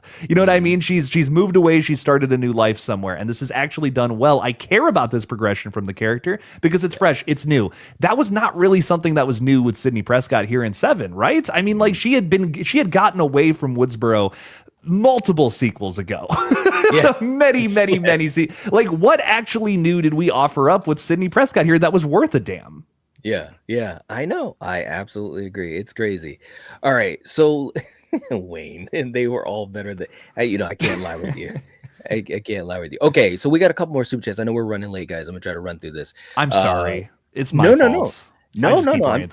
I'm just saying that, for you guys, James is coming back in. I would have Quentin Tarantino direct a Scream film, just burn everything, start from scratch. I know he would not tell the whole movie in the trailer. It would have some class. Hey, that would be interesting to see what the hell he'd do. We'd have a lot of dialogue, that's for sure. He was supposed to direct the original, Yeah. Matthew Lillard would never come back again. Yeah, I was thinking that I didn't want to go down that road. James, thank you so much for that, man. Jen coming back in. My favorite line, Chad, I really don't want to get stabbed again. Right? I know. I will say, like you guys said, I think the twins, some fun moments, poking fun at themselves, pun intended. And I think Mindy was so much better.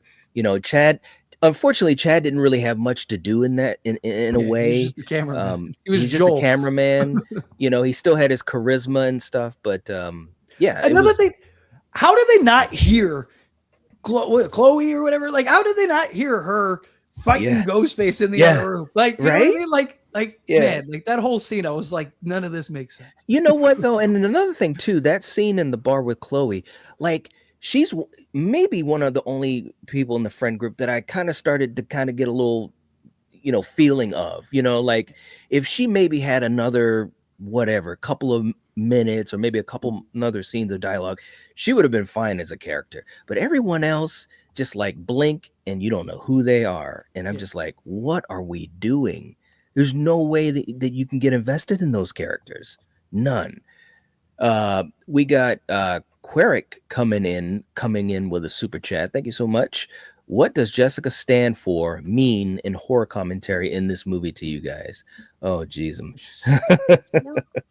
I mean, she would have been it. Like I said, to me, it could have been a really cool motive.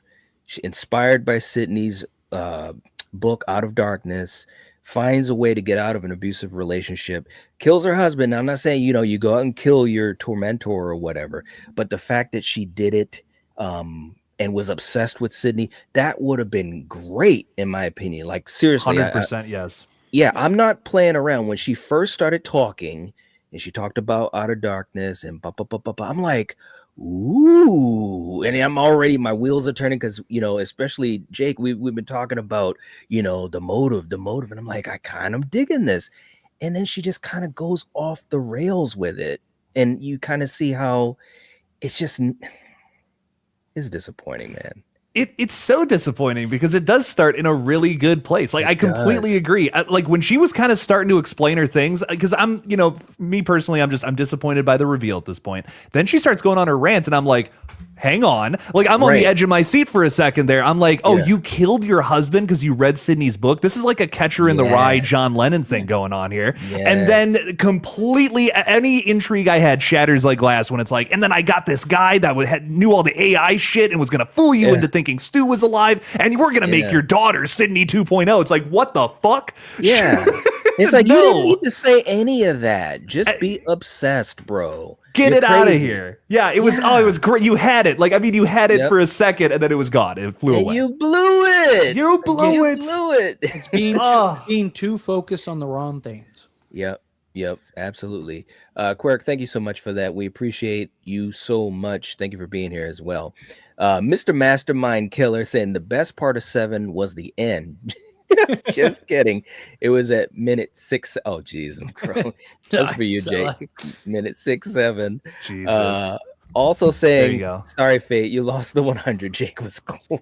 Wrong. Rewind the tape. Rewind the tape. This is Paul's saying it, Fate. I don't know. Rewind the tape. I got 2 out of the 3 killers right. Jake, unfortunately, poor Jake, because I got to go first. I now, in hindsight, got 2 of the 3 killers right. I said it was Anna Camp, Ethan Hembry, and then I said it was going to be her son because the death looks like a fake out. Lucas. Knight wanted to be a little creative, so he's like, I think it's going to be Anna Camp, and then he chose a couple guys. And then Jake was like, well, I don't want to just say the same thing that all you did, so I'll go different ones. He only predicted 2 characters, only got 1 right, which was Anna Camp. So, again, rewind the tape. I got 2, Jake got 1, Knight got 1. Wow. Again, it's on film, but if you want sounds like fake news to me. If you want I will say, hey, listen, Jake, otherwise I could not say this, okay? But if you want to give it to Jake, go ahead. Okay. There you go. But for the record, let the record show. I care more about my pride and ego and being right than I do about the money. If you want to give it to Jake, you can give the money to Jake. But I need you to admit, I need you to go back, watch that film, and I need you to not text me, but comment on my video and go, you know what? You were right, Fate. My apologies. I sent the 100 to Jake. So hey, Jake, look, you can have the 100 if he apologizes to me for being wrong. Listen, Erica knows what to do. 50 for Fate, 25 for Jake and Knight. There you go. No, you can give it to me. I'm just playing. Honestly, if you want to give it to Jake, give it to Jake. Yeah, I'm just kidding around too. No, we're just joking. I do want to. I'm not joking about the record.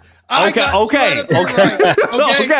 He's passionate about that. He's passionate, man. I got that. I was 2 out of 3 right, everybody. Jake, oh, goddamn. Damn it.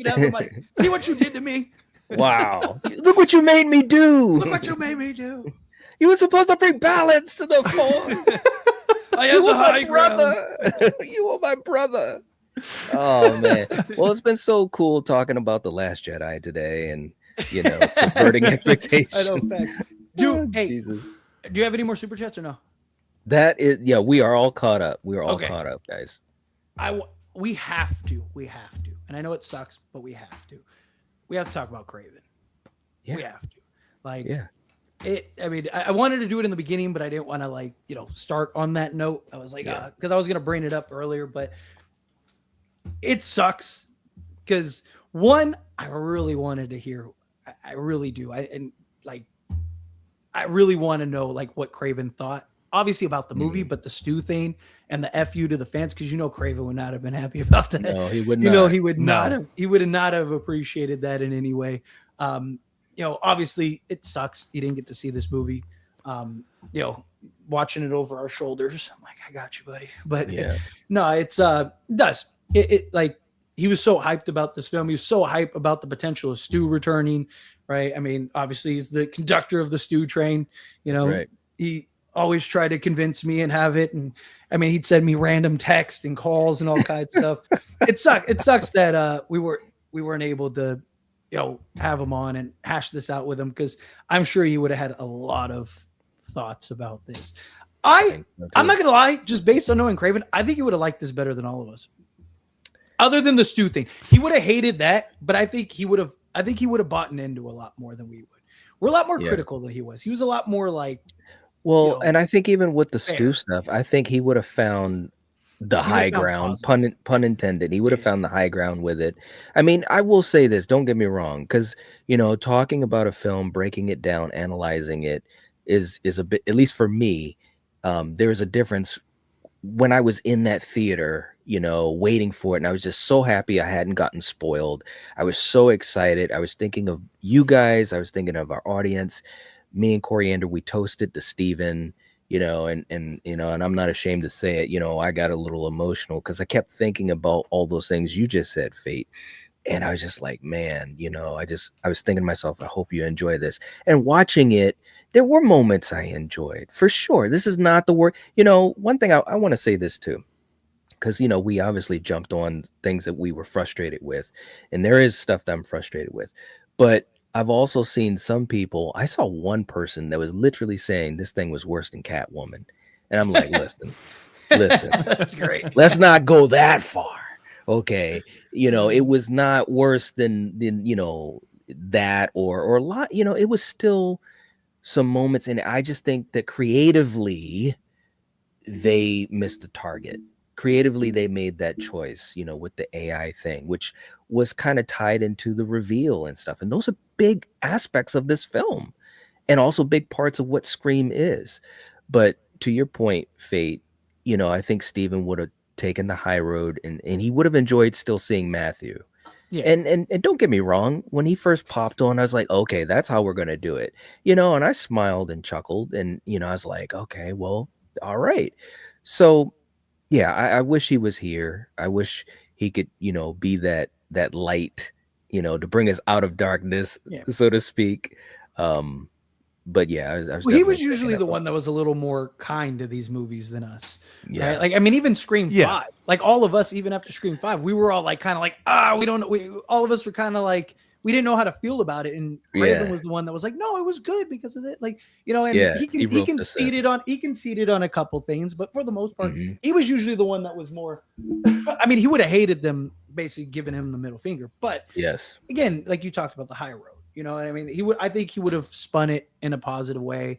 I think he would have been one of those people that are like, he's not dead because of this and this. And like, he would have found a way to still make Stu work. You know what I mean? And that's what I love about Craven, eternal optimist. And I just, I think for me, because I had him on the brain for, pretty much this whole thing. I mean, this whole thing from the beginning, I'm like, this could be the one where Stu comes back. And, I think that might be part of why I feel so passionately against it, is because like, I feel like me personally, I feel like it's making fun of people on the Stu train. And that's why that's another reason why I'm just like, I can never get on board with this, because again, it's a theory that I have always kind of fought against a little bit. Cause I don't know if that was the route that I've wanted to see this series go, but I just know that had it happened, there would have been people in the theaters jumping up and down with joy, and Craven would have been one of them. You know what I mean? Yep. And I just think that for this movie to go so far as to say that you're dumb for thinking Stu was alive,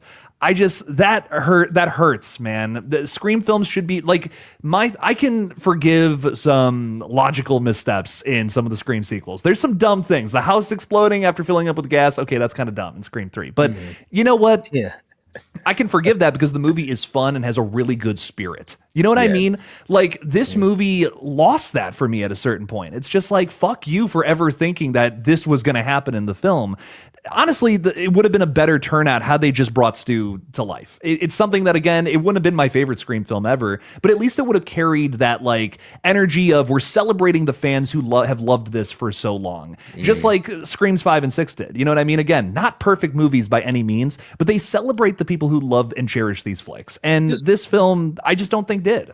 This movie was very nostalgia bait anyway, so you might as well have just leaned into it. You know what I mean? Right. Yeah, just go all the way, man. Yeah. It's So one foot in, one foot out. Yeah, exactly. I was just gonna say 100%. And that's exactly why I said right in the beginning, it's like I'm of two minds with this movie, because it feels like on one hand they're respecting, you know, the nostalgia angle, they're respecting the legacy, the OG characters, the OG fans, and so forth, and trying to marry it into this new modern you know, film with new characters, but yet they just pull the rug out from underneath, and it's an inferior idea, way inferior than anything that we had seen in the other films, for what it's worth, you know. But again, I think Steven would have found a high road with it. He'd be talking about, you know, theories, how it could still happen. And again, personally speaking, like you said earlier, Jake, which was that was great. You're on the Stu train. I'm not saying the door is closed, you know, depending on what they decide to do with 8, who knows.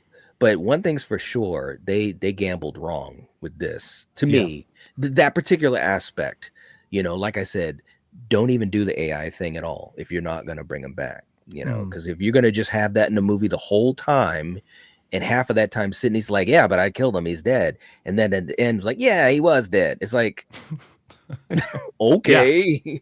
You know, because again, how stupid are you? Yeah, really stupid. Because exactly, because like we talked about a bunch of times, it's like the reveal at this point, we can usually figure out the reveal or how that's gonna hit, but it's like that journey right up to that moment. You know what I'm saying? Like when Amber shoots Liv, it's like, holy crap, that was a great moment. It was like jarring, you know, but it stands out. So yeah, I mean, Steven definitely would have taken the high road, but yeah, I totally was thinking about him, man. And I understand what you mean too, Jake, about that being part of the frustration, because I wanted it bad too. You know, I wanted to be able to say my brother was right. You know, I really wanted to come out of this saying Steven would have loved this, and now I just don't know, and I can't speak for the dead. I simply can't. Yeah. But I just it hurts that it almost feels like this movie was, you know, disparaging something that he loved so much. You know what I mean? Yeah. And I think that's what really hurts about this film for me personally is like it's more personal.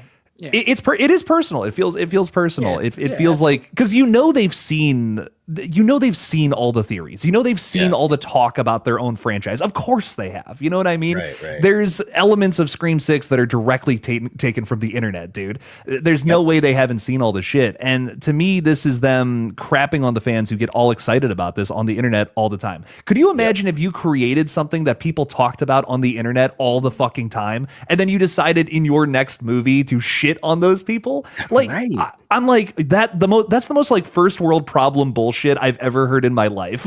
You know what I mean? Like, oh my God, fuck off with all that. I don't know. I can never forgive this movie, sadly, for that. And again, if this was I'm sorry, I'm going in circles, but if this was a movie that just had some problems logically or whatever, or just didn't work one way or the other, I wouldn't be crapping on it so bad. But because it shit on my friend, I can never forgive it. Yeah, that's fair. I can't say anything against that, man. We got Hollywood Guy who also came in right at the end. What's up, Hollywood Guy? Hope that you're doing well, man. Thank you for being here. Let's see what he's saying. Hello, gents. Did you guys happen to catch Cody's review? He was he was upset. I'm not gonna lie. Made some excellent points. As for me, I stand with Cody. Well, there you go. Yeah, I mean, he really. I'll be quite honest. There's a lot of people that have agreed with the third act, frustrations with the reveal and the motive. I think most people were fine with the opening, had some fun with that. Had some fun with the Ghostface attacks. Had some fun with Sidney. But as far as characters and the AI aspect and whether it'll age right, yeah, I think a lot of people, that's where they have their biggest frustrations across the board. And I mean, and I'm not talking about the people that wanted to shit on it just to shit on it, you know, because that's definitely not what I wanted to do, and I know you guys didn't want it either. No, my God, you know, no. I wanted to you know, love all the aspects. Real quick, holy crap, we got get out of here, man. He gave the 100. Dude, come on, man. Fake got 2 out of 3 right. That's right. See, I told you. Wait a minute. So me and Jake only got 1, man. Fate got 1. Yeah, no that's one what I is the said. mastermind except for Bloody See? Mary, who got it right again. See? Bloody has been right the last 2 movies. I got 2 out of 3. Fate, I deserve the apology. What are you waiting for? Rest in peace. Rest in peace to Craven Something Scary. Absolutely, man. Yes, absolutely. Thank First you. off, No doubt see, I about told that. you. Wow. I have a memory like a Elephant. computer. Does elephants have good memories? That's what But- they say, right? No, yeah, but no, I said like unfortunately I was the one that got to go first, so I got to kind of set the standard. So thank you, Knight, for letting me go first. Jeez. But Wow. yeah, no, like it all sport. I appreciate you sending the $100 super chat. Yeah, man. You Thank didn't you really so have to do much. that. We wouldn't believe me, we No. wouldn't have held it against you. We're just teasing you. But Yeah, thank you. absolutely, man. That was very kind of you. I appreciate the fate was right more than anything. That's the He's just really basking in that down at there. the end of huh? the day. Yeah. At the end of the day, Wow. that's the one thing I appreciate. Man, You know, I do. Yeah. You know? Paul, I'm his not ego's always big wrong. enough, buddy. I'm not always wrong, but when I am, I'm right. Oh, geez, and you drink Dos Equis, right? Jeez, thank you so much, No, Mastermind. I appreciate you. Thank you. Jeez, that's absolutely crazy. Last super chat, Hollywood guy. As for me, I think Scream 8 needs a new final girl. Having Sidney and Gail again seems repetitive. Now they need to figure out who to bring back from the dead to go after Sidney. It needs to end. It needs to die. Jeez. Evil I dies mean, tonight. hey, look. This was better than Halloween Kills. Wow. Oh my hold God, on. come Okay, on. It's well, better than let's Halloween not. Ends. Okay, hold on. Yes. Well, yeah, This was better than Halloween Ends for yes, sure. yes. Like, At least yes. Halloween Ends. Go I don't know. ahead. I'm on the Try fence. to justify it, Jake. Go All right, ahead. You know hold on. what? Go ahead. It's a toss Go up. ahead. It's a All right, toss. hold I on. hate Hold both of on. these Toss up. movies, dude. They're both All right, bad. hold on. Can I ask a question? Let me ask a question. Halloween Kills is the most Michael Myers movie of all time. I mean, he's Yeah. doing stuff. He's writing a book for all slashers. That's what he's doing. It's his greatest hits. Like It's yeah, a- it's fun in that sense. Like if you like, Dude, at Allison it, was great in it. that could have been a 15 Karen minute was short. great in it. Yes, they had, 7 times that We've they said all Evil Dies agreed Tonight on too camera many that they times. could have cut like half of that movie. I said they could have cut back on the Evil Dies Tonight scene. Half of You that said- movie? We talked about it. Again, go rewind the tape. Hold on. Man. Hold on. Okay. We all Man. Hold agreed. on. I don't know, I man. said 30 to 40 minutes could have easily been cut out of that film.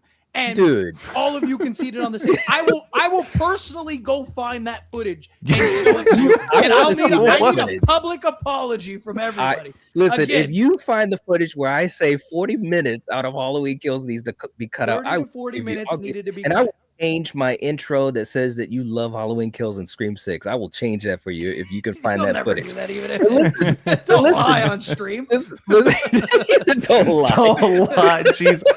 But Mate, his listen, ego. It's I out of know. control, baby. No, I'm just I'm Again, we messing talked with you. gotta about, love we this talked about guy. the Evil Dies Tonight part could have been cut Yes. out. The extended chase scene with the guy that was the psych ward patient that was like 15 Yeah. minutes long. We could have cut that down 10 But minutes. that's not We 40 talked- minutes and, of the and on, no, movie. and on. So then we talked about the like 10 minutes where they're going around gathering all the people. Everyone, all of you guys agree. Even Craven agreed. Like, yeah, like because they established the point and then they just kept harping and hitting on it.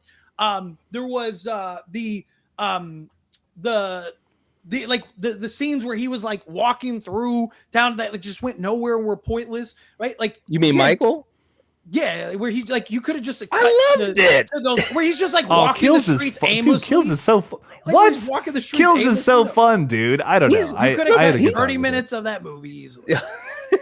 There's so Look, many it's like Michael Myers feeling intense kills and just crazy moments with crazy kooky characters. Just the extended psych ward scene and all that stuff, and then them going around to all the different all the people and like recruiting everybody. Like just cutting that stuff out alone would have cut like 15 minutes out of the movie. Maybe, 20, yeah. 15, Maybe, but 20 that's not. minutes out of the There's movie. a big difference between 15 and 40, man. I'm not great like at I math. said 30 to 40. You said half. you hang on. The Let's go movie's back like a an hour minute. and You 50, said 45 minutes. Yeah, you I said like half I the said movie half- should be I cut said- out. I said you should have cut half the movie, and then. But It's then like I almost said- a short film now. Like, I goddamn. I know. I said it could have Short been film a on YouTube. 15-minute short. I said it could have been a 15-minute short. I said they should have cut half the movie. And then you guys said, and then I said, yeah, you guys agreed with me that at least 30 to 40 minutes could have been cut. Look, and then you you gotta guys said, find no, that it footage, couldn't. bro. Da, da, da, da, da. No. Yeah. You just Hey. admitted 20 minutes could have been cut.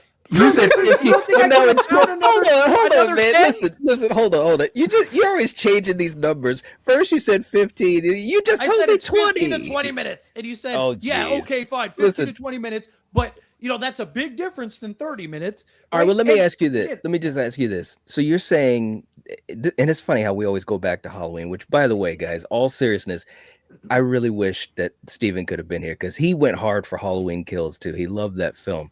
But so you're saying that Scream 7 is better than Halloween Kills? I think so, overall. Like, Nah. again, like, no. if you love, like, as far as, like, story, like, again, there's a lot wrong with Halloween, but, like, Halloween Kills was, like, just, like, a continued, like, Michael greatest hits, right? Like, so, like, if you like Michael just slashing through a town, that's great. Like, That's what he does. It's great. Yeah, but that's the point. Like, it's not Right. like Halloween 18 was a movie. You had like a beginning, a middle, and end. You had the story, you had the There arc, we you had the go. characters, you had all the building, you had everything. Halloween ends, as terrible as it is, same thing. It's like a movie. Oh, right? bro. You have- This stream you know is what I mean? never going to end. Halloween Kills is just one giant Michael Myers montage. It's okay. Hold on. Let me explain what it is. Halloween Kills is a story from Michael's point of view. He is on task. He's just going through the town, Again, it's taking a Michael people Myers out. montage. Well, when you say montage, you got the negative aspect to it. It's like it's Yeah, a 'cause Michael. I'm being a smartass. Well, I'm glad you admitted that. But all seriousness, I mean, absolutely. You look at Scream 7 and the I'm relationship talking with about from like Sidney. a structured movie standpoint. Like from a movie standpoint, all these characters involved. Like Halloween Kills was more focused on Michael and those greatest hits. Like, yeah, you sure had hits with Allison and Laurie, but Laurie's just bed up the entire movie, right? So you don't get any like growth or Right. like, she's just there, right? Like That's you know, fair. yeah, you get introduced to Tommy and all these other things, but there's no like real development in them. They're all just kind of show up. Wait a minute, hold on. And then they all hold grab on. the Hey, wait, pitchforks. can we Hold can on, we hit there the was- pause They don't- button? I they don't I like, just have show up and I have grab their one question. pitchforks and shit. Go ahead. What's the question? Just Fate, what is the definitive, like in a single sentence, reason why you feel Scream 7 is better than Halloween Kills?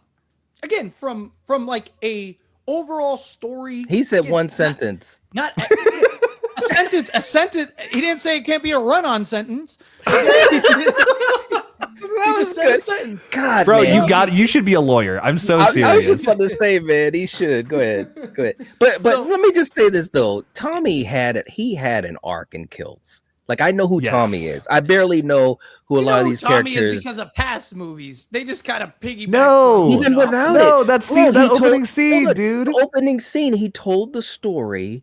He talked about his past, and then he talked about how we're gonna end him tonight and all that type of stuff. And he recruited people. Like he was actually a full-fledged character in that film. He was, As yeah, opposed- I'm talking Yeah, about go like, ahead. yeah, he was a character in it. Like he was in it more than Laurie, but like he was. Right. Like, we didn't get like new information about we didn't get like details of his current state. It was just kind of like he's here. This is why he wants to kill or why he wants to go after Michael. His trauma of his past, and then he's just going to recruit people. He's just there, and then it's recruitment time. Like, you don't get, like, it wasn't like he was in the movie and, like, you establish, and then he sees the kill, maybe he saves somebody or whatever. Like, it wasn't like he was, like, embedded in it. He just was, it was like, again, this almost like little hits. You know, like, here's Michael, here's Allison, here's Tommy, here's Michael again, here's more Michael, here's the, what is it, Big Jim, Little Jim. There we go. Here's Big Jim, Little Jim. There you go. Great, bro. Come on, man. Like, that's how bad the movie was, right? Bro, come on, man. You know more about those two characters in that one scene than you know about Tatum's friends. Maybe 100%. outside of Again, Chloe. character development was terrible. But here's the thing. We've all agreed. Like, Scream, every movie, the character development gets worse. Right? Like, How many sentences has this been, Knight? No, this wasn't the piggyback off your thing, Jake. Knight asked me a new question. We ignored you and moved on to Knight because you're less important. Okay, yeah. You're less important. Okay. But all right, guys. Wow. You are the Jake's collective. question, to answer Jake's question, okay, look, you have Halloween Kills again was more of just like a, hey, here's like a fun middle piece. You had 18 and you had kills. This is a fun middle piece. It was almost like, like they could have extended the movie, but instead made it its own separate film. Where Scream 7 is its own film, right? It is like you have introduction to characters, you have family dynamic, you have storytelling, you have, character development lacked. Again, execution wasn't great. But from like a movie trajectory, I thought Scream 7 is better at a movie sense, where I feel like a Halloween Kills is more of like an insert than its own standalone movie. Even though it is its own standalone movie, it's more of like, it's literally an in-between. It's just like a continued story, but there's no like continued story, right? Like, it's just like, here's an introduction to a bunch of characters. Laurie's on the shelf the whole movie, which again, like they start to slowly build Allison, but it's not really till ends where Allison really becomes like the forefront, right? Like, again, it's just like a greatest hit. Here's the greatest hits, right? Like, here's just a bunch of dope Michael Myers kills with some characters in between, right? Fate, while I respect your opinion, I just have to say, Sarah Campbell, I love you. Yeah. Keep the names out your mouth. Keep Big John, Little John's name out your mouth. That just made me lose my fucking mind seeing that pop up. Just so much love to you. What's even funnier is that I could literally hear Sarah saying it. I didn't say Big John, Little John was bad. You called them Big Jim and Little Jim. Yeah. I don't want to hear it. Yeah. Big Jim and Little Jim. I didn't say they were bad. I just said they just popped up. It's just like, hey, here's this, here's that. Oh Lord, this is great, guys. All right, so look, let's park it there. Listen, one thing I will say, if nothing else, and I said this on Saturday night, frustration and all, warts and all, the franchise is so much fun to talk about, and talking about it, obviously, with you guys as brothers and the audience, that's the fun of it. And I will say, I'm excited to talk more about it, because there's still some other stuff we haven't even really touched. And of course, the audience, you guys have so many things that you're going to want to throw in and have us react off of too. So at the end of the day, that's the fun part. Yes. Time next week. Oh, it's my week, right? Yeah, it's on my. It's your week, bro. It's your week. We'll just we're coming in hot. I'll just talk shit about Halloween. He's gonna start off saying, "Now back to Halloween Kills." He's just gonna be waiting there for a week. I'm gonna have a whole week. I'm gonna have a whole week to just think about how I'm gonna shred you guys. This is great. This is wonderful. Sarah, thank you so much. We appreciate that, and we really, and seriously, we appreciate you guys, and we also appreciate, having the type of community where we can all talk about what we think, how we feel, and have a conversation about it, because sometimes things change. I mean, Jake, when you told me that now Scream 2 is enjoyable for you, and you can even get behind Mrs. Loomis a little, that's what I'm saying. Those things can happen, I had to check outside and make Jesus wasn't here. I was like, are we in the apocalypse? I love it. I do want to say just real quick before we sign off. I see y'all talking shit about me in the chat, and I'll say, if my movie opinion offends you that bad, well, that sucks because it really is just a film at the end of the day. I love Scream so much. I love talking about this franchise, and I just want the best for it. I'm very passionate about Scream because I think it's a great horror series, man, and I think it's like a landmark slasher franchise that only deserves the best. And I'm sorry if you feel my expectations are so high or whatever, but man, like Scream is the fucking bomb, and it should always be that. It should always be that great. It should always be that wonderful. And I love you all, even if you shit talked to me the whole stream, which I definitely saw. But so much love to you all, and I hope that you get some therapy, baby, because sometimes we need it. We do, man. We knew we were gonna have to come in hot with this one. Well, guys, thank you so much, for being here. We appreciate it. Make sure if you guys aren't already, subscribe to Fate Decided. Subscribe to Craven Something Scary. Subscribe to Killjoy Jake. You guys know the drill. And we will talk to you guys next week on Fate's channel. And as always, the collective has spoken. Peace.